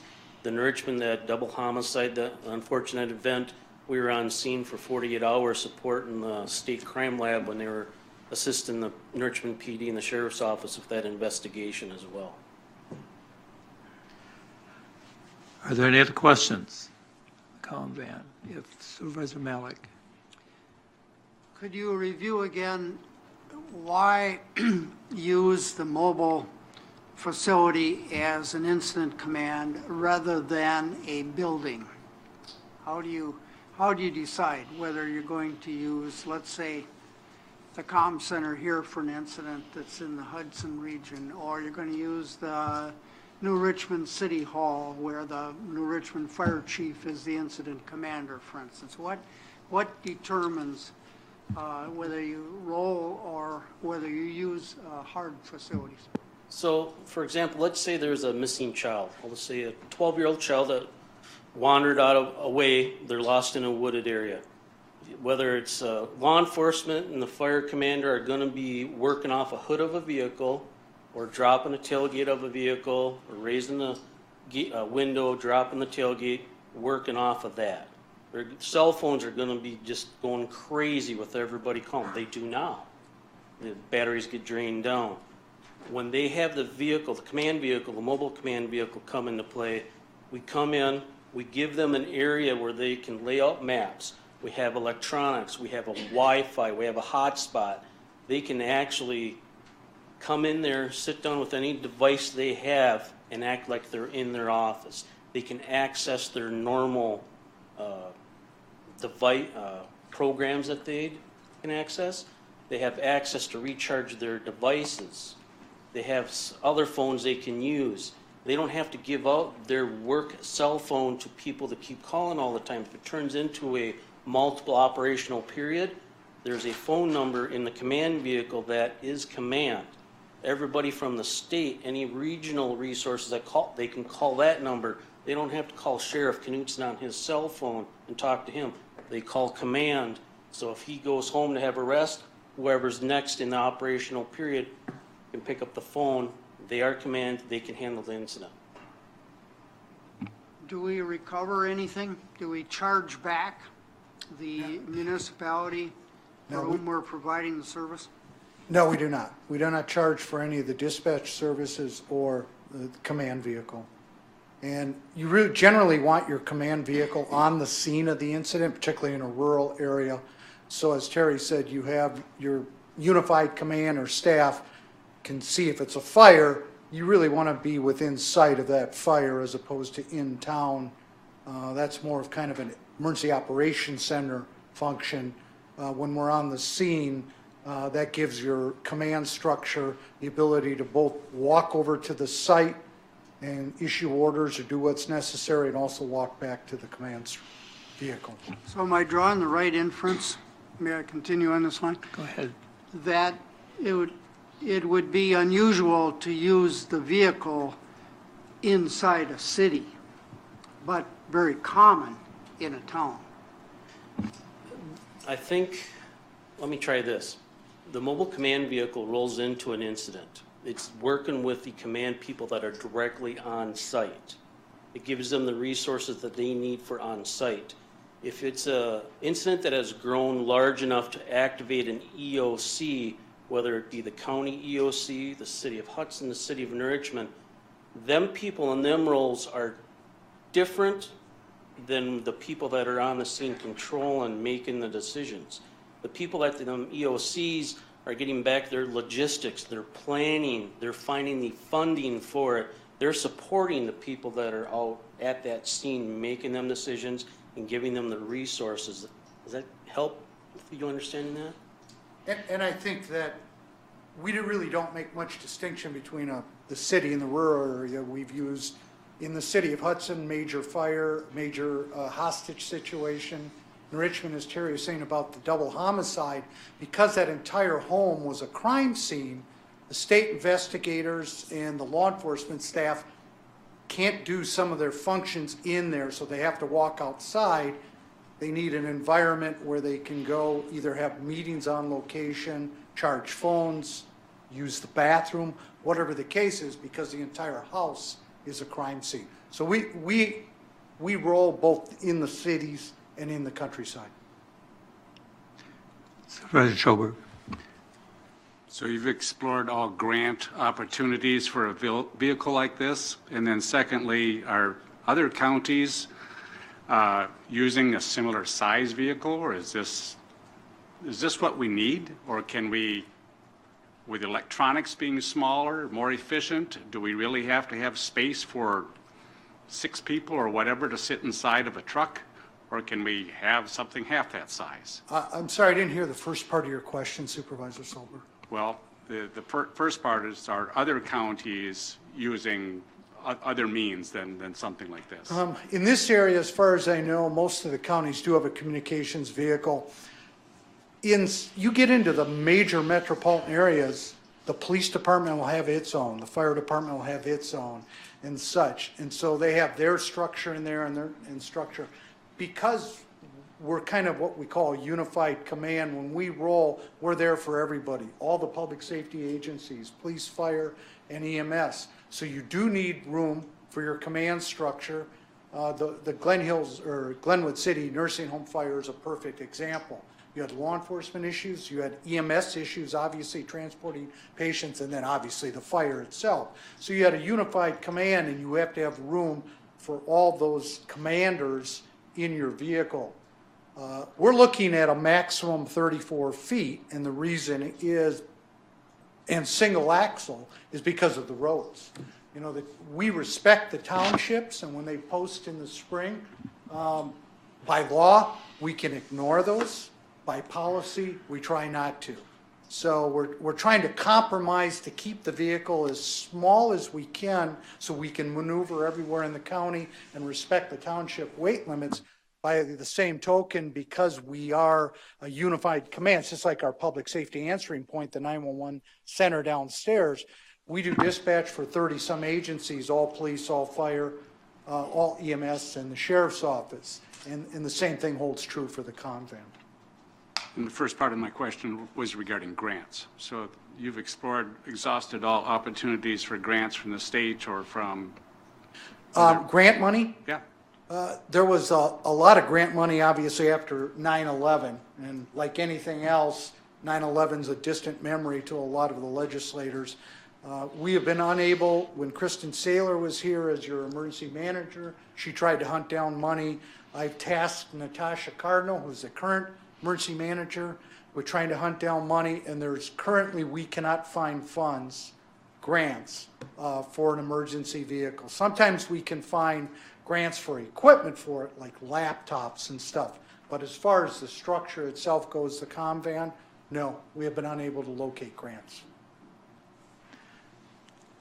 If there's no further questions, we have a motion and a second on the floor. Thank you. For this. Thank you for that. And Are there any questions for the financial advisor, Mr. Chairman? okay. For the debt structure, are there any, rather than have a lengthy presentation, I'll just ask the board members if there are any questions for the financing portion of this? Supervisor Malik?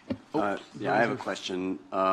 So I guess I would just say that, you know, this proposal in terms of the expenditure has been approved by both the admin committee and public protection. So in terms of that piece of it, the expense, you know, that's moved ahead now, you know, to this level. What we did not approve was borrowing, you know, $8 million. And I guess my question is you know, we do have other sources of funds. We do have property in Baldwin that's up for sale, as well as an expected excess leftover on the transportation building. So I guess it seems to me that, you know, we shouldn't really collapse these two issues really into one. One is a spending issue in terms of in the budget, and then there's the second piece of how do we finance it. And you know, should a portion of it at least be financed out of current funds? That's my question, and then that's what I think we should be doing. Well, both sources of additional funds that you mentioned, Supervisor, are they're unknowns. I mean, we're going to market and that's on the agenda later on, to hire a commercial realtor to market and sell the Hammond site. The proceeds of, if that sale initiates and is completed, proceeds of that sale will be, that the County Board of Supervisors will determine the appropriate use of those funds and where they are to be applied. The residual funds from the highway construction project, we don't know what that residual dollar value will be.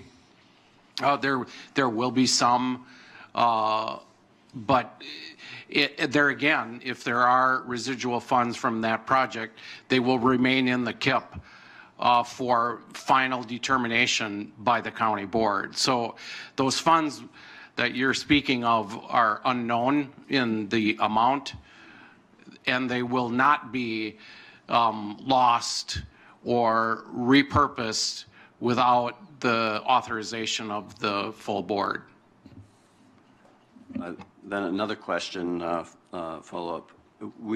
If we were to approve the 8 million plus bonding, what is the expected impact on the mill rate?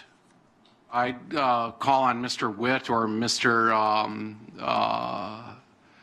Sean. Would you speak to that, please?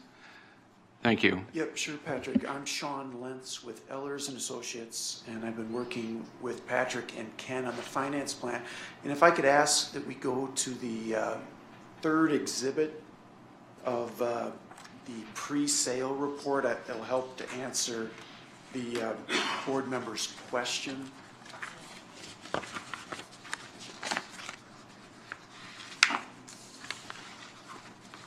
A couple more back. No, you were heading in the right direction. I apologize. There we go. I'll attempt to decipher what's on the chart here, but please feel free to ask any follow-up questions. In working with Ken, the blue bars are representative of the existing debt that the county has already issued and is responsible for the repayment of debt. And Ken and I looked at a number of different options. What you see there in green is a 20-year repayment of the 3 projects that have been discussed. And the plan is to see a small increase in the mill rate from where it currently is, and you can see that with the green bar above the blue bar. I think it's about 0.05 mils, pretty small increase. And then keeping the debt overall, existing and this new debt, at the same level in 2021, so that it would first hit your budget levy 19 for payments in 20, and then in 21, the plan is to keep that total debt payment and mill rate approximately at the same level. And then gradually over time, you'll see the debt is falling off, and it provides the county board and staff with the opportunity either to have some relief that could occur over time, or depending on the overall capital improvement plan of the county and the potential need to do additional projects, there would be some capacity there to add those without seeing potentially a spike up in the total debt levy or a spike up in the mill rate. The other thing I'll mention is on the mill rate side, our projections are pretty conservative because we've held the equalized value of the county at its current level. And I think you've been seeing growth in the 5-6% each year.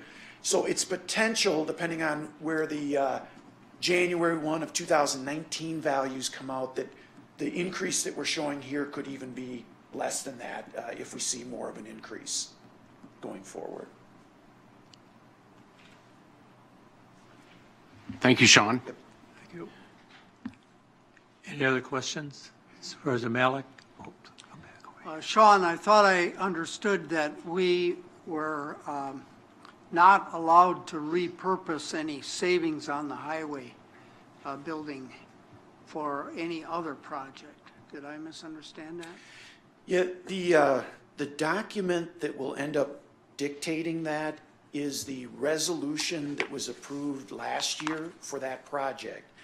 And the resolutions can be written in a way that the authorization resolutions to issue the debt can be in a way to say this project and potential other projects of the county.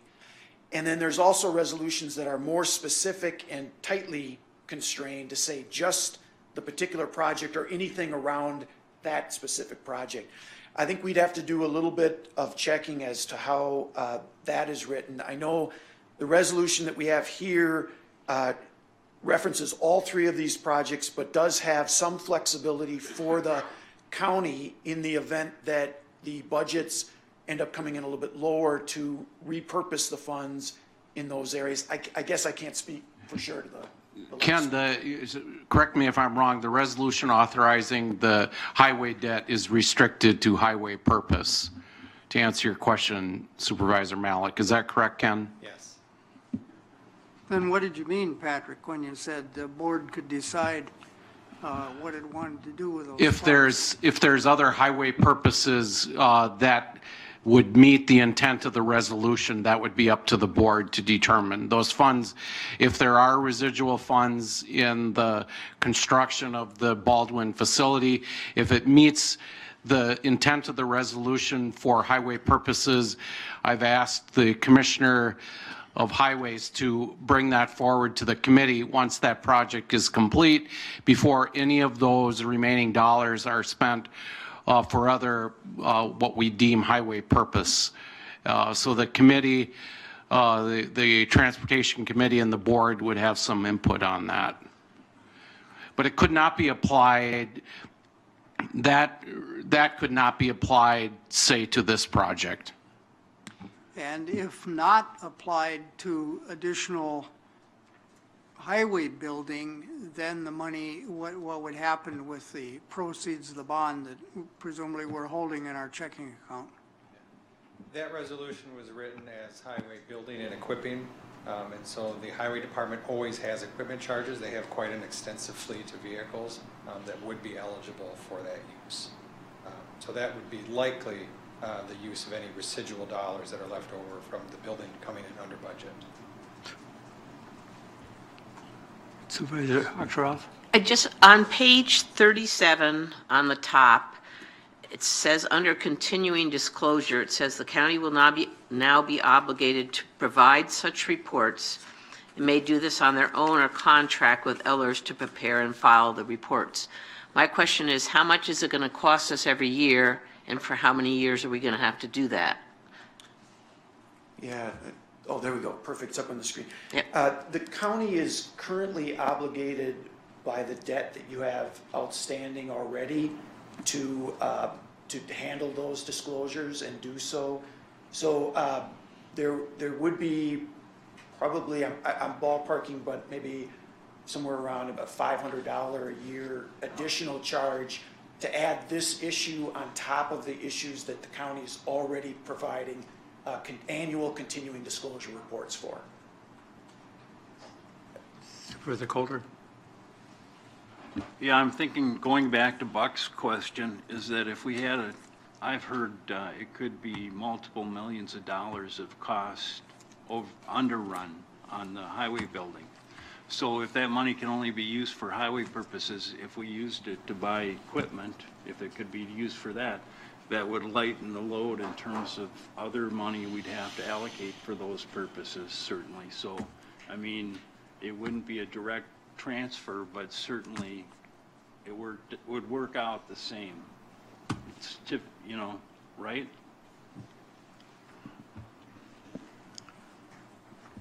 Supervisor Schoberg? So if we have this $2 million of savings, can't we just use that cash to pay down the bonds once they're available to be prepaid? Yeah, ultimately,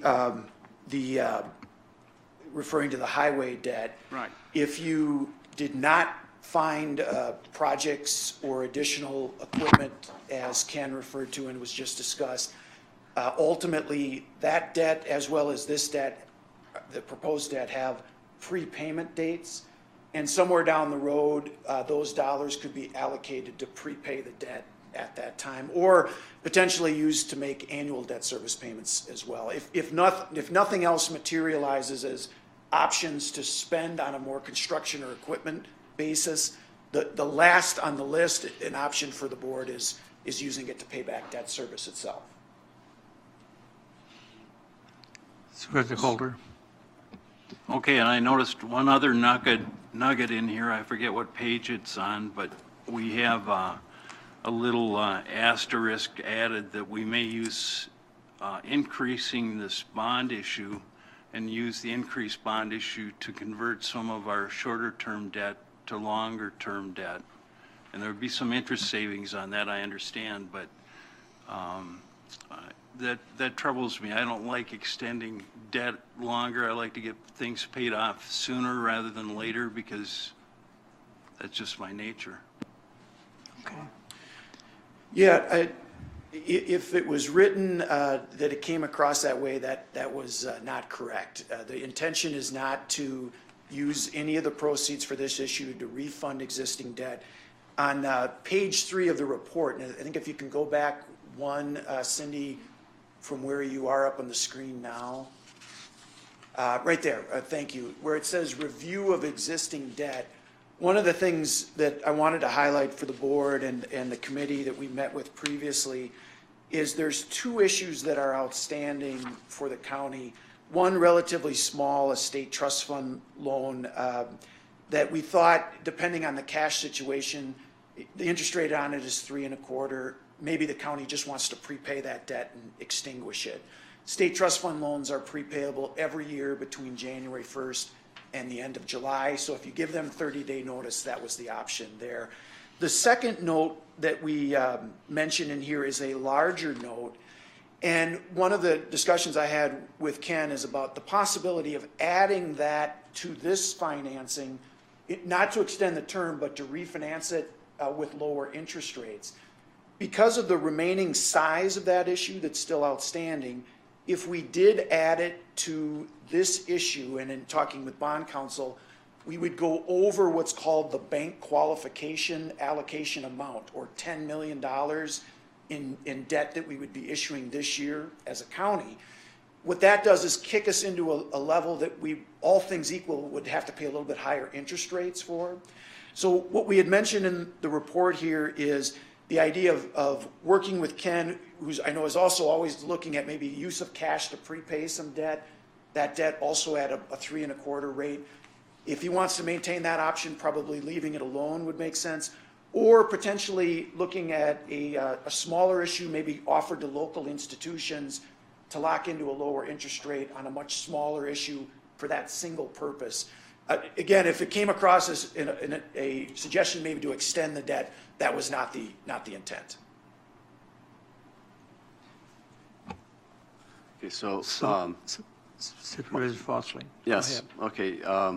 Yeah, my understanding when we discussed at the admin committee that we were actually talking about a variety of different tranches. Yes. With different maturity dates. So we start out, borrowing, $1.1 million for basically a 1-year loan. Is that correct? Yes. Okay. So there's another element in terms of call where it talks about, and in that references 20-year bonds and not being able to call before 2027. Mm-hmm. How does that reconcile with the idea of multiple bonds with shorter, maturity dates? Because I would think that you could call those. Obviously, you can pay them off within much sooner than 2027. Can you explain that? Sure. Cindy, again, sorry to trouble you again, but if you could go to Exhibit 1 for the board, I think this will be the best one to review this. There you go. The way the bonds are sold is what you see on Exhibit 1. So we provide to purchasers a repayment schedule that we feel fits the best finance plan total for the county. We get bids from different groups who bid on the entire issue, but they then turn around and sell it to other investors, typically in $5,000 or greater blocks. So that's what happens. What you see here, when we get the bids, The interest rates you see there are conservative. They're about 25 to 30 basis points above the current market condition for planning purposes. What you see on Exhibit 1, those principal maturities in year 2021 through 2027 would be non-callable. There's not any action that the county board could take to prepay those. If an investor bought those bonds, they're going to get paid at the interest rate that is approved by the county board. But starting in June 1st of 2027, any of these maturities in 28 through 39, the county doesn't have to, but will have the option to prepay a portion or the entire issue at your discretion. So that's how the mechanics of it work. Once we get to that date, if Ken were to say to me, I've got an extra $1.5 million, we talked about it at committee, and we really want to look at maybe taking that 2039 maturity and the 2038, 37, 30, part of the 36, and prepaying it, that would be at your discretion, but not until that June 1 of 2027 date. Does that cover what you were looking for? Kind of, but I guess when I look at, the 2021 principal amount, the $1.1 million, Yep. It appears to me that we're talking about a loan that's a very short period of time, and that's why the interest rate is so low. So it's a 1 year, let's say. Yep. Okay. So what would be wrong with our paying off that 1.1 million if we had the money in 2021 right away? So another option would be to go out to the market to say, we as a county want to be able to prepay the debt at any time that we choose. To get to your possibility, could we do that? The trade-offs on that would be the investors are going to want a higher yield in order to give you that option. So it's a bit of a trade-off. It's not impossible. It is something that can be considered.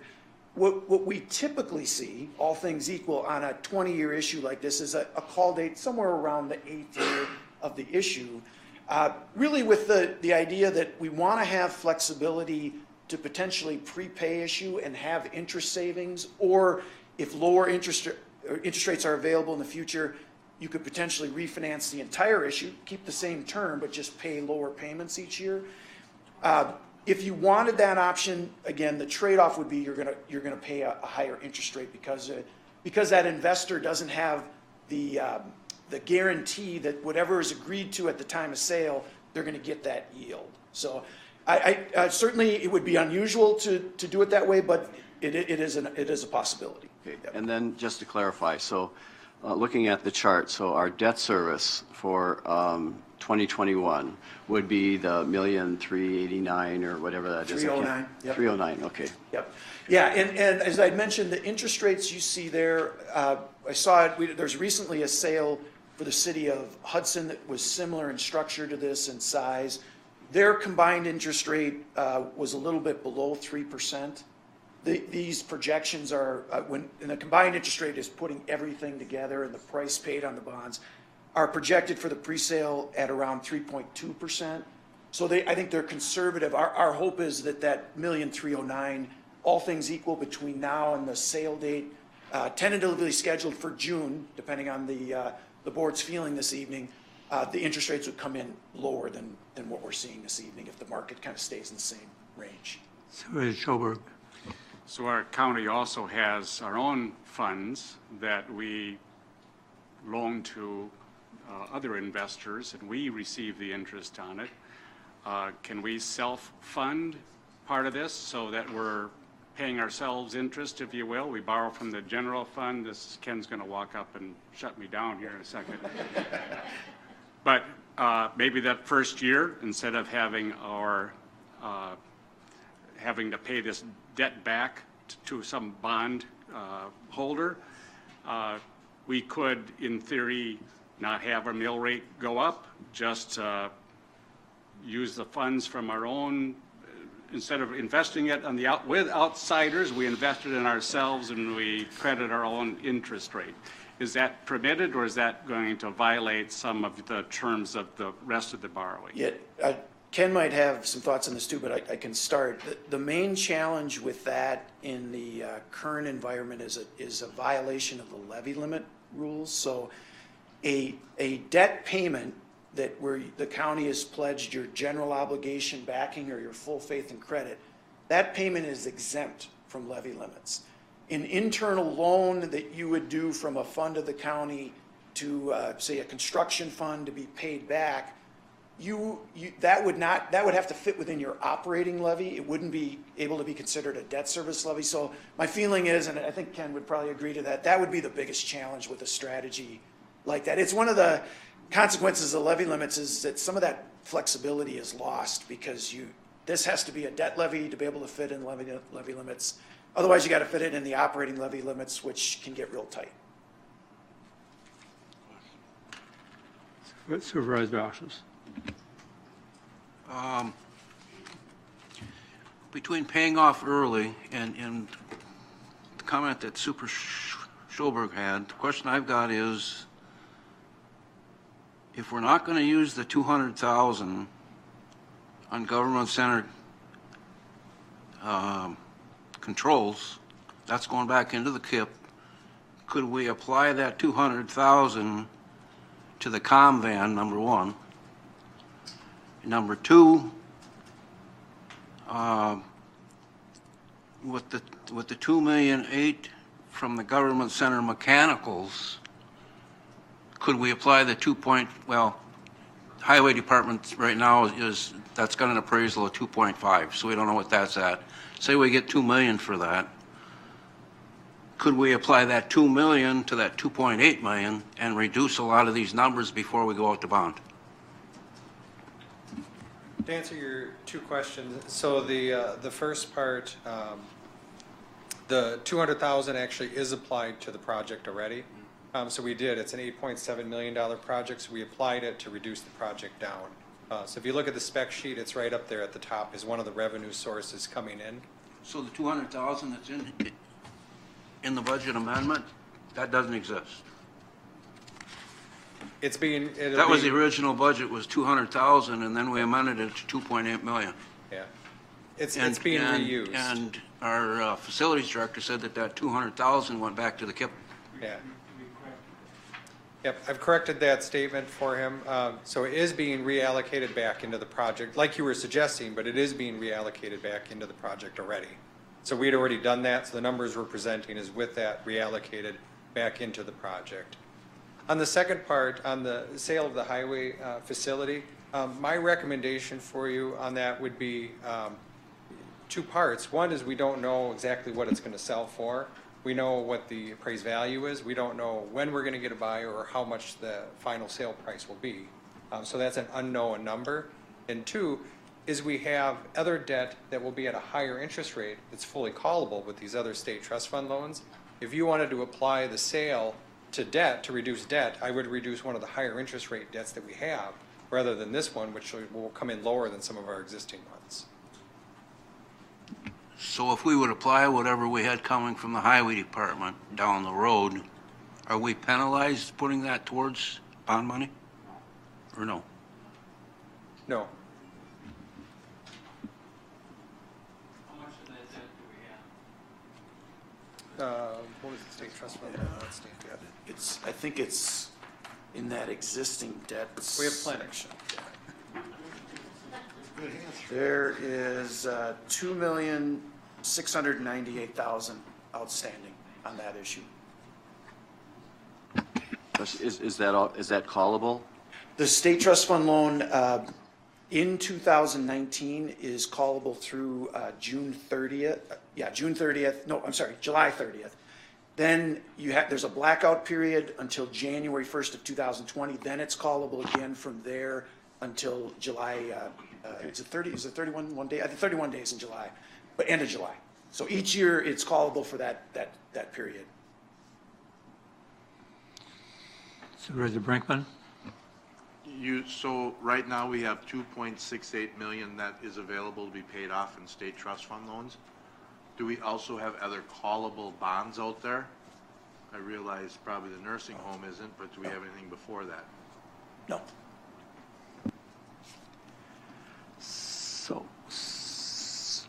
Supervisor Coulter. Yeah, I just want to say that I'm not persuaded by anything I've heard that we really need this command center. And I've talked to a lot of people about it, and I think, you know, it's nice to have another vehicles, but this gets used 14 times a year, and that's $500,000. I don't see the need for it, and I think at this point, we've got enough other questions about other things in terms of financing that I'd move to, pardon me? No, I'm going to move to send it back to committee and come up with a different approach on this, because I'm getting feedback from the room that other people would have some other concerns about it as well. So I'm making that motion. Are- I'd have a point of order. Yeah, let's send it back to both committees. I have a question. Go ahead. I have a question too. Go Point of ahead. order would be, is the appropriate motion to be tabled to a certain date rather than, okay, thank you. So, I have a question, Supervisor Coulter. Are you talking about the COMBAN portion of this, the whole enchilada? Okay. I'll second the whole enchilada. Oh. So, what? I was just trying to find out who seconded. Clarification is, what I'm seconding, Tom, verify this, is that But the motion the came motion from is to take the entire package, send it back to both Public Protection and Administration, and retool the thing, and then bring it back to the county board. And I would suggest that we get more information in the packet, because the presentation was great, but there was very little to read other than the resolution in the packet. So going back and watching the videos was good, but couldn't ask questions. There was nothing to talk about with regard to financing. Would like very much to have more information in the packet, lots of information in the packet. Drown me with information in the packet. That's my recommendation. Supervisor Schoberg. I guess I'd like to speak in favor of that amendment, or the motion to refer it to committee. It was seconded, wasn't it? Do we have a second? Dan seconded. Second came from Supervisor Hanson. Okay. So, So at the administration committee, if you listen to that, I spoke against going forward with it. And my problem with this whole package is that I wasn't involved in determining the priorities of what was going to be part of this bonding issue. I've now heard what the reasons were, but I don't know why others were excluded. You know, we talk about high priorities, and I understand, County Administrator, that these are your priorities, but maybe there's other equally high priorities. So this is the one time we go to the well, folks, and it's not as if, we missed a couple, and then we're going to be back here in August and say, well, it's going to be another $700,000 to do things that we find are of equal importance, whether it be some water quality study that we determine is absolutely necessary. We spent 9 months studying that, and we haven't done anything about it. So if this is our big push for the next 2 years, let's make sure that it's the right push. And right now, I'm very much in favor of taking care of the jail needs. And if you have to do the HVAC at the same time, that's great. But I'm not so sure the van is a higher priority than others that come to mind. And so I think the administration committee, if it could reconvene, I know Supervisor Mutaden wasn't there, and I know Supervisor Habley, new to the game, you might appreciate having another bite out of the apple too, to look at it more thoughtfully. So I appreciate the purpose of referring it back to committees. But just to, Okay, yeah, just a question. So are you proposing that just the one item, Supervisor Schoberg, go back? Are you? Okay. So- Is there any other questions? You know what this is? This is a motion to send it back to committees again. So does everybody understand that? Well, if there's no further questions, we'll vote on sending this back to committee. Motion is second on the floor.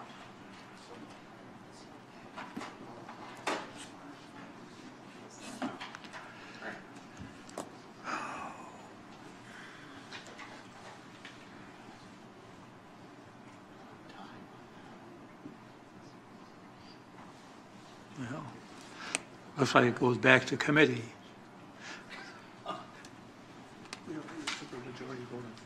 Oh, no, no Nope, supermajority.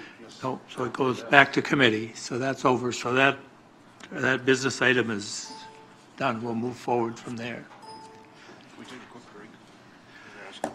We'll just ask a question. Does everybody need a break for just a minute before we go back into this? So we'll take a break for 10 minutes and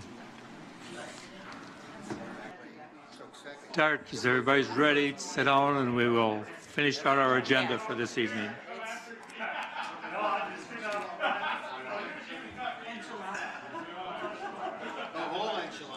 One, two, three, 4, 5, 6.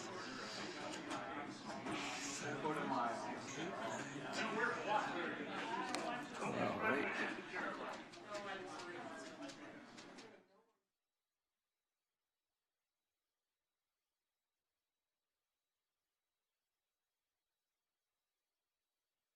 And recreating the St. Croix County Code of Ordinances, Chapter 30, Parks Ordinance in its entirety. Do I have a motion to put that forward? Supervisor Ox make a motion. Do I have a second? Supervisor Schrockner, second. Any discussion on that?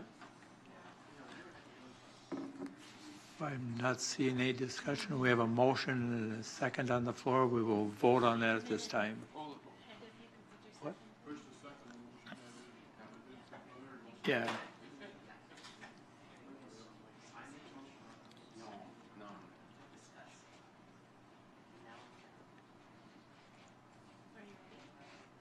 Ready to vote? No discussion.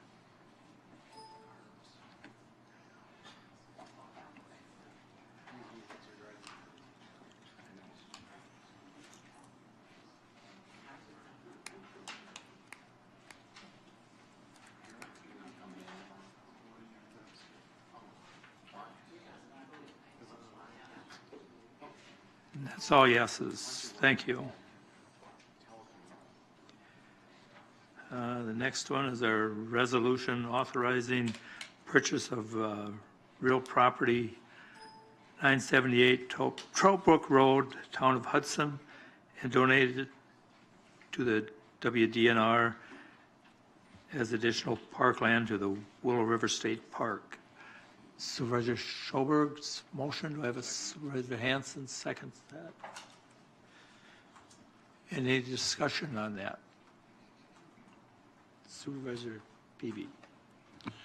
Just, Mr. Pfeiffer, Attorney Cox, so the comment made by the landowner, how do we interpret that? Or is that something we cannot take into discussion because it wasn't part of the agenda, or? Well, you can talk about it because it's an issue that was raised and it pertains to the sale of the property. I mean, it could pertain, or the acquisition of the property.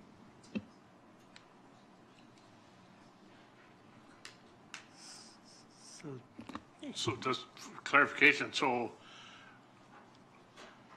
we would, oh boy, how to word this?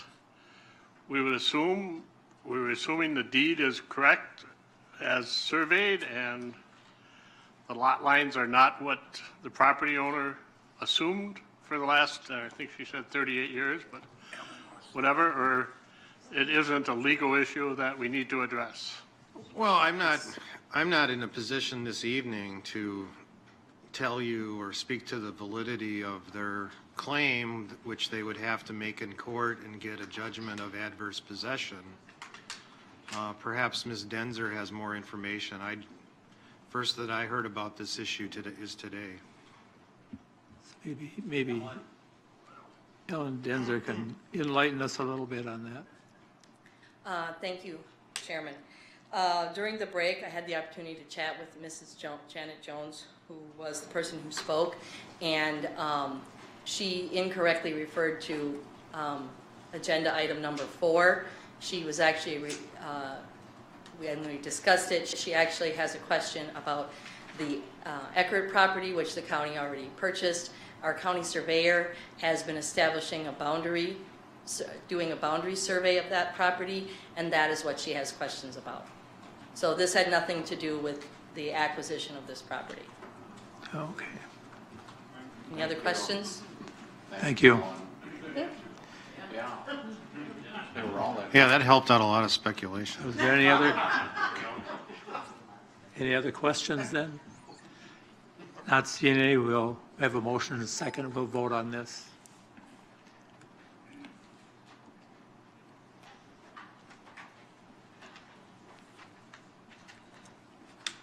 And that's all yeses. Thank you. Next one we have is a resolution authorizing signing of commercial listing contract for highway facilities in Hammond. Motion by Supervisor Rossness, second by Supervisor Peasy. Any discussion? Supervisor Oxerhoff. I just have one, does the property, can it be split and divided into different ways? Okay, making sure. And then, does it need, how much cleanup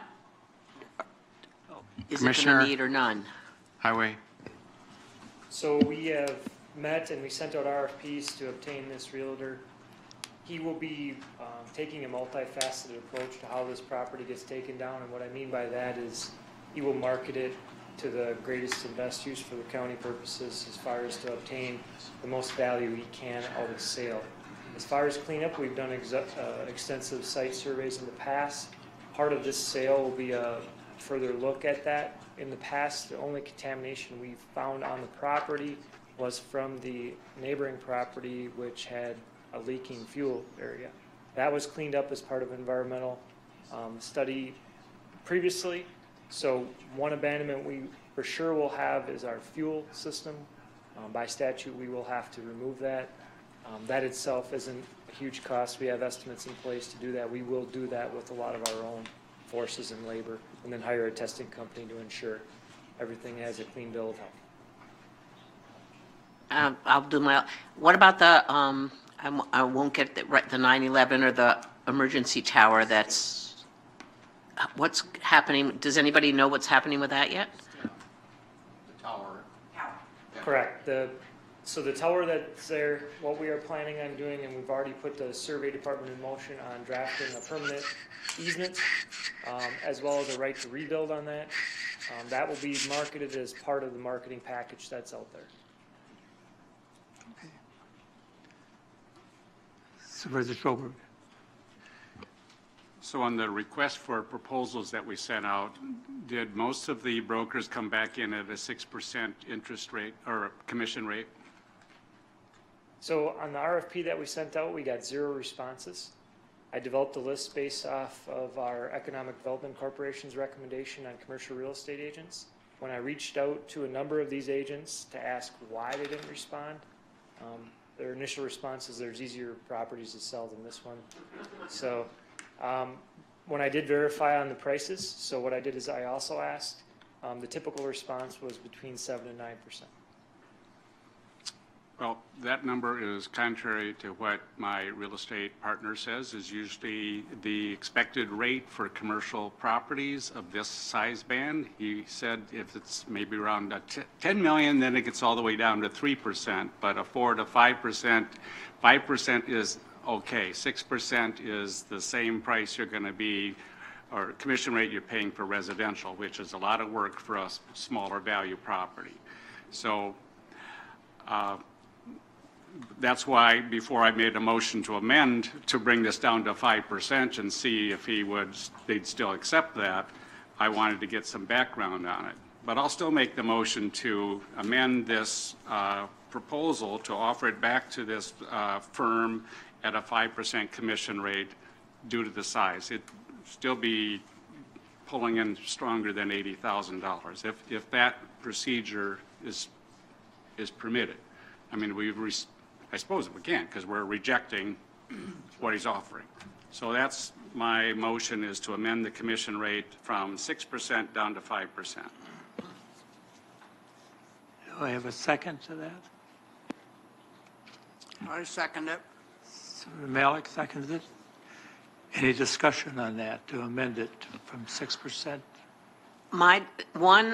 That was his offer, so I don't think we can change it. And the other is, I mean, it went out. There were no takers. Nobody.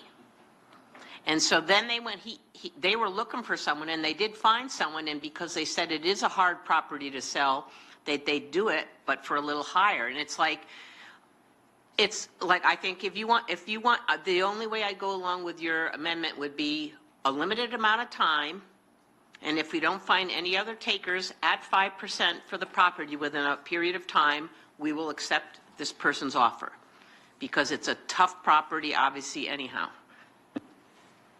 Just some information for the board. This wasn't a negotiated amount.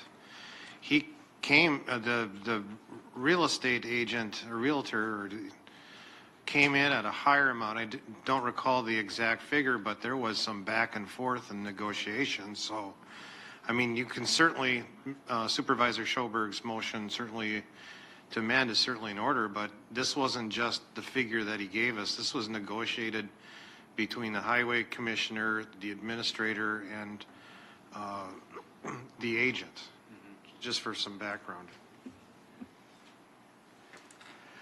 Supervisor Coulter? Yeah, when will the property be vacated by the highway department so it'll be ready for showings, I guess? If the county board approves the contract, the marketing will commence immediately. Our last official day at reporting to the Hammond facility will be June 18th. At that day, we are going to do a fiber cut. We're working with RIT. They've been very helpful. And our first day live at the Baldwin facility will be June 19th. We will still probably have some moving the remainder of that week, but the property will begin to be marketed immediately if the contract is approved. Any other discussion on the amendment to take it from 6% to 5%? I don't see anything, so we'll vote on that at this time.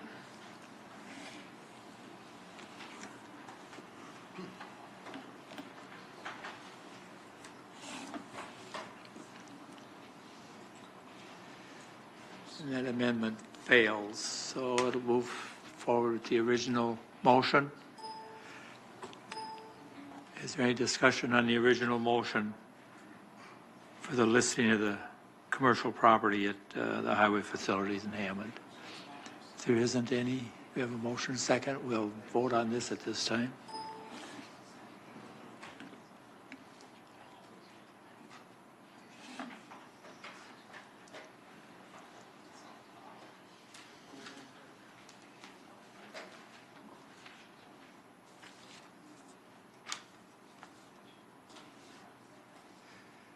And that's all yeses. Thank you. The last order of business is a resolution establishing strategic initiatives. I have a motion to approve that. Supervisor Peterson, do I have a second? Supervisor Matatum, discussion on that. This is a resolution that comes in front of you from the Administration Committee.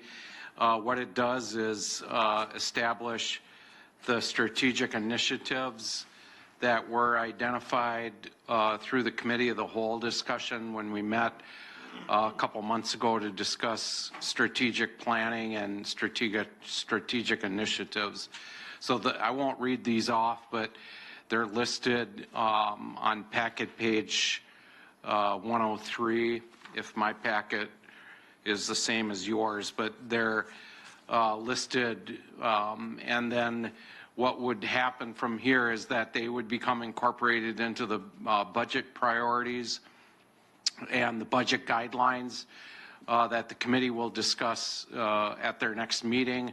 Then department heads will incorporate the initiatives into their budget planning, and they also become the foundation for establishing the goals for the county administrator's office for the next period.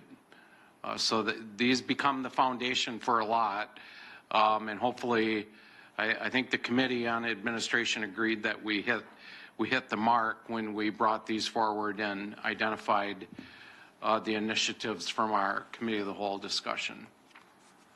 So I don't know if there's any questions about this or not, but you'll be seeing more of these as we move forward. Supervisor Hanson. Yeah, and Patrick, please forgive me if I sound like I'm being flip, and I'm not.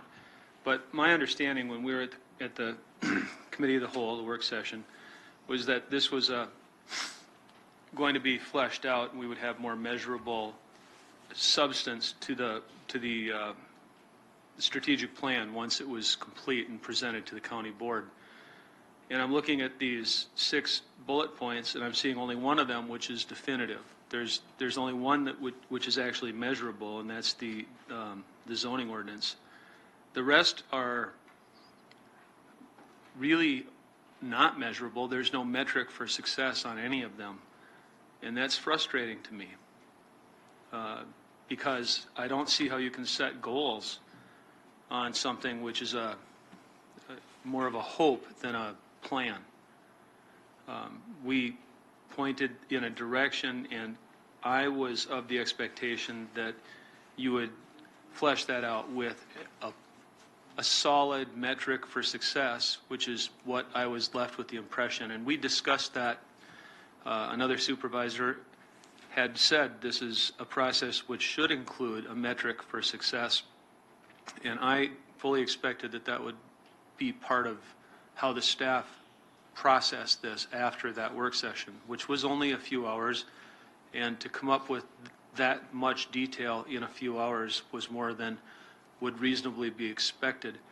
So I find this very wanting. I don't find this a complete document. I find this incomplete, and I don't see how we can actually do all of the things this claims we can do with these 6 bullet points. So I can't vote for this. I think it's a very lacking document. These become the foundation for departmental work plans and measurable departmental work plans at the department level. They also become measurable goals for the county administrator, which have yet to be defined by the administration committee. But they will mirror these initiatives. The purpose of the Committee of the Whole discussion was for the board to identify strategic initiatives, and those initiatives then become the foundation for work plans at the departmental level, and that's an operational work plan that the administrator will work with departments.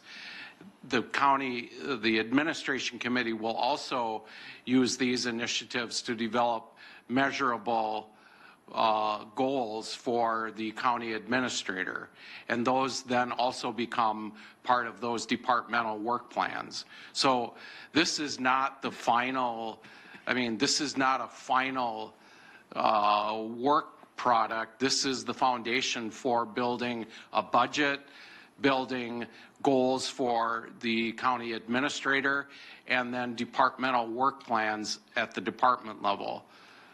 So I don't know if that's helpful, but this was not meant to be an operational work plan, measurable goals. That will be developed in working with department heads and the administrator. May I? I'm deeply concerned that this document not exclude those things that we take to be our traditional roles, things that the committee which I chair covers our parks, our water quality. We didn't discuss many of the areas which are very important to me. When we began that process, it seemed that we were doing a triage of what's important, what's really current. So that's the way I approached it. But If you look at the one initiative, maintaining and providing for future infrastructure, it does mention growth preparation and infrastructure for water. So, like I said, this is a wide stroke of the paintbrush. It will continue to be refined down into a work plan for the county administrator and then departmental work plans. I sincerely hope that this does not become a document which will be used as something that will exclude those things which we do, which we've already been doing, that because it wasn't in this initiative, that we overlook things. That's very important. Well, when the Committee on Administration brings forward the administrator's goals for the next period, the board will have full say in whether or not you feel that those goals have captured priorities that you've identified. Supervisor Akhterha. Yeah, I think I'm somewhat of the same mind. I mean, I can see the 6 areas, but if you look at everything that's under the 6 areas on page 103, we might as well include everything the county does, because that's what's there. And so how are we going to narrow it down to, I agree, I think it's incredibly broad, and it doesn't,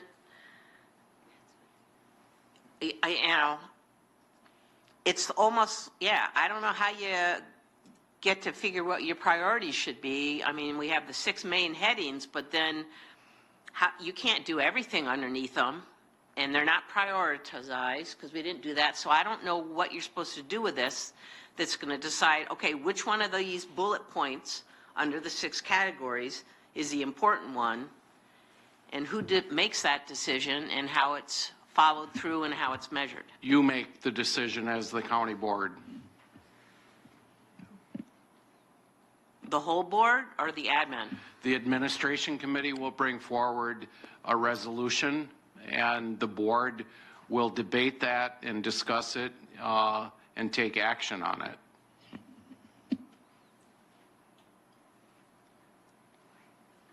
Any other discussion on this? Not seeing anything, we will vote on it. Now we have a motion and a second.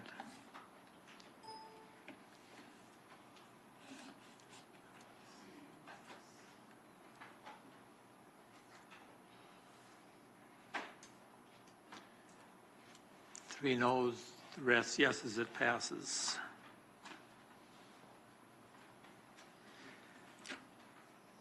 Request for further agenda items. Not seeing any. Supervisor Schoberg. Well, being mindful of the strategic directions that we've just adopted on packet page 103 that we just discussed, many of them deal with mental health issues, family issues, mental health crisis. Recently, we all received a copy of Governor Evers' budget, and the budget would allow for the expansion of Medicaid so that instead we all pay the same amount of tax. We don't get a tax deduction because we don't have expanded Medicaid. But if we opened up the yes at it's a current issue at the state government level. And if we said yes, that would mean $17 million comes back to this county, and 660 of our residents would now be insured that aren't insured. How many employees do we have? Around 600, correct? So right now, it's as if we're saying no to health insurance for all of our employees, that size group. Throughout the state, it's over 80,000, enough to fill Lambeau Field. So what I'd like to do is refer this to HHS Board. I know if Dr. Babbitt was here, he would have already brought this up. So I'd like them to examine this and then come back to this board with a resolution saying we are in support of this. So that's what I'd like to see happen. So I'd like to refer this to HHS and then hopefully it'll get back to us in June. Thank you. Any other agenda items? Well, County Clerk's report? It's just a reminder that if you're interested in attending the Wisconsin Counties Association Annual Conference, it is in Sauk County at the Kalahari, September 22nd through the 24th. If you're interested, let me know and I will register you. I would like to register before August 2nd because then the rates go up. I'll send out a reminder in July as well. Thank you. Under announcements, I'm going to say that the 4th of July is falling on a week where our board meeting's on the 2nd to 4th.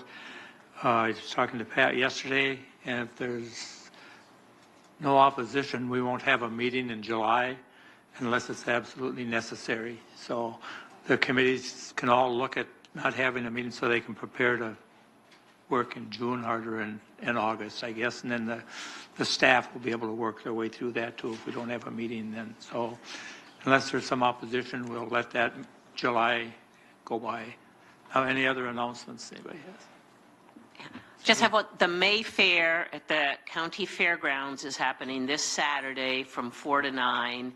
I mean, there's all the money goes to the fair. It's a great fundraiser, and I've been told I have to go again this year because last year I bid on a growler a month from the brewery in New Richmond, and my son really loves it. So I've been told to do it again. So, but they have lots of different things, and it's a great way to fundraise for the fair, and they've raised thousands and thousands and thousands of dollars. So if you can make it out there, and Ruth Hirchin is providing the food. Any other announcements? Not seeing anybody with any? Thank you so much for our meeting this evening. It was a long one, but thank you. We're adjourned.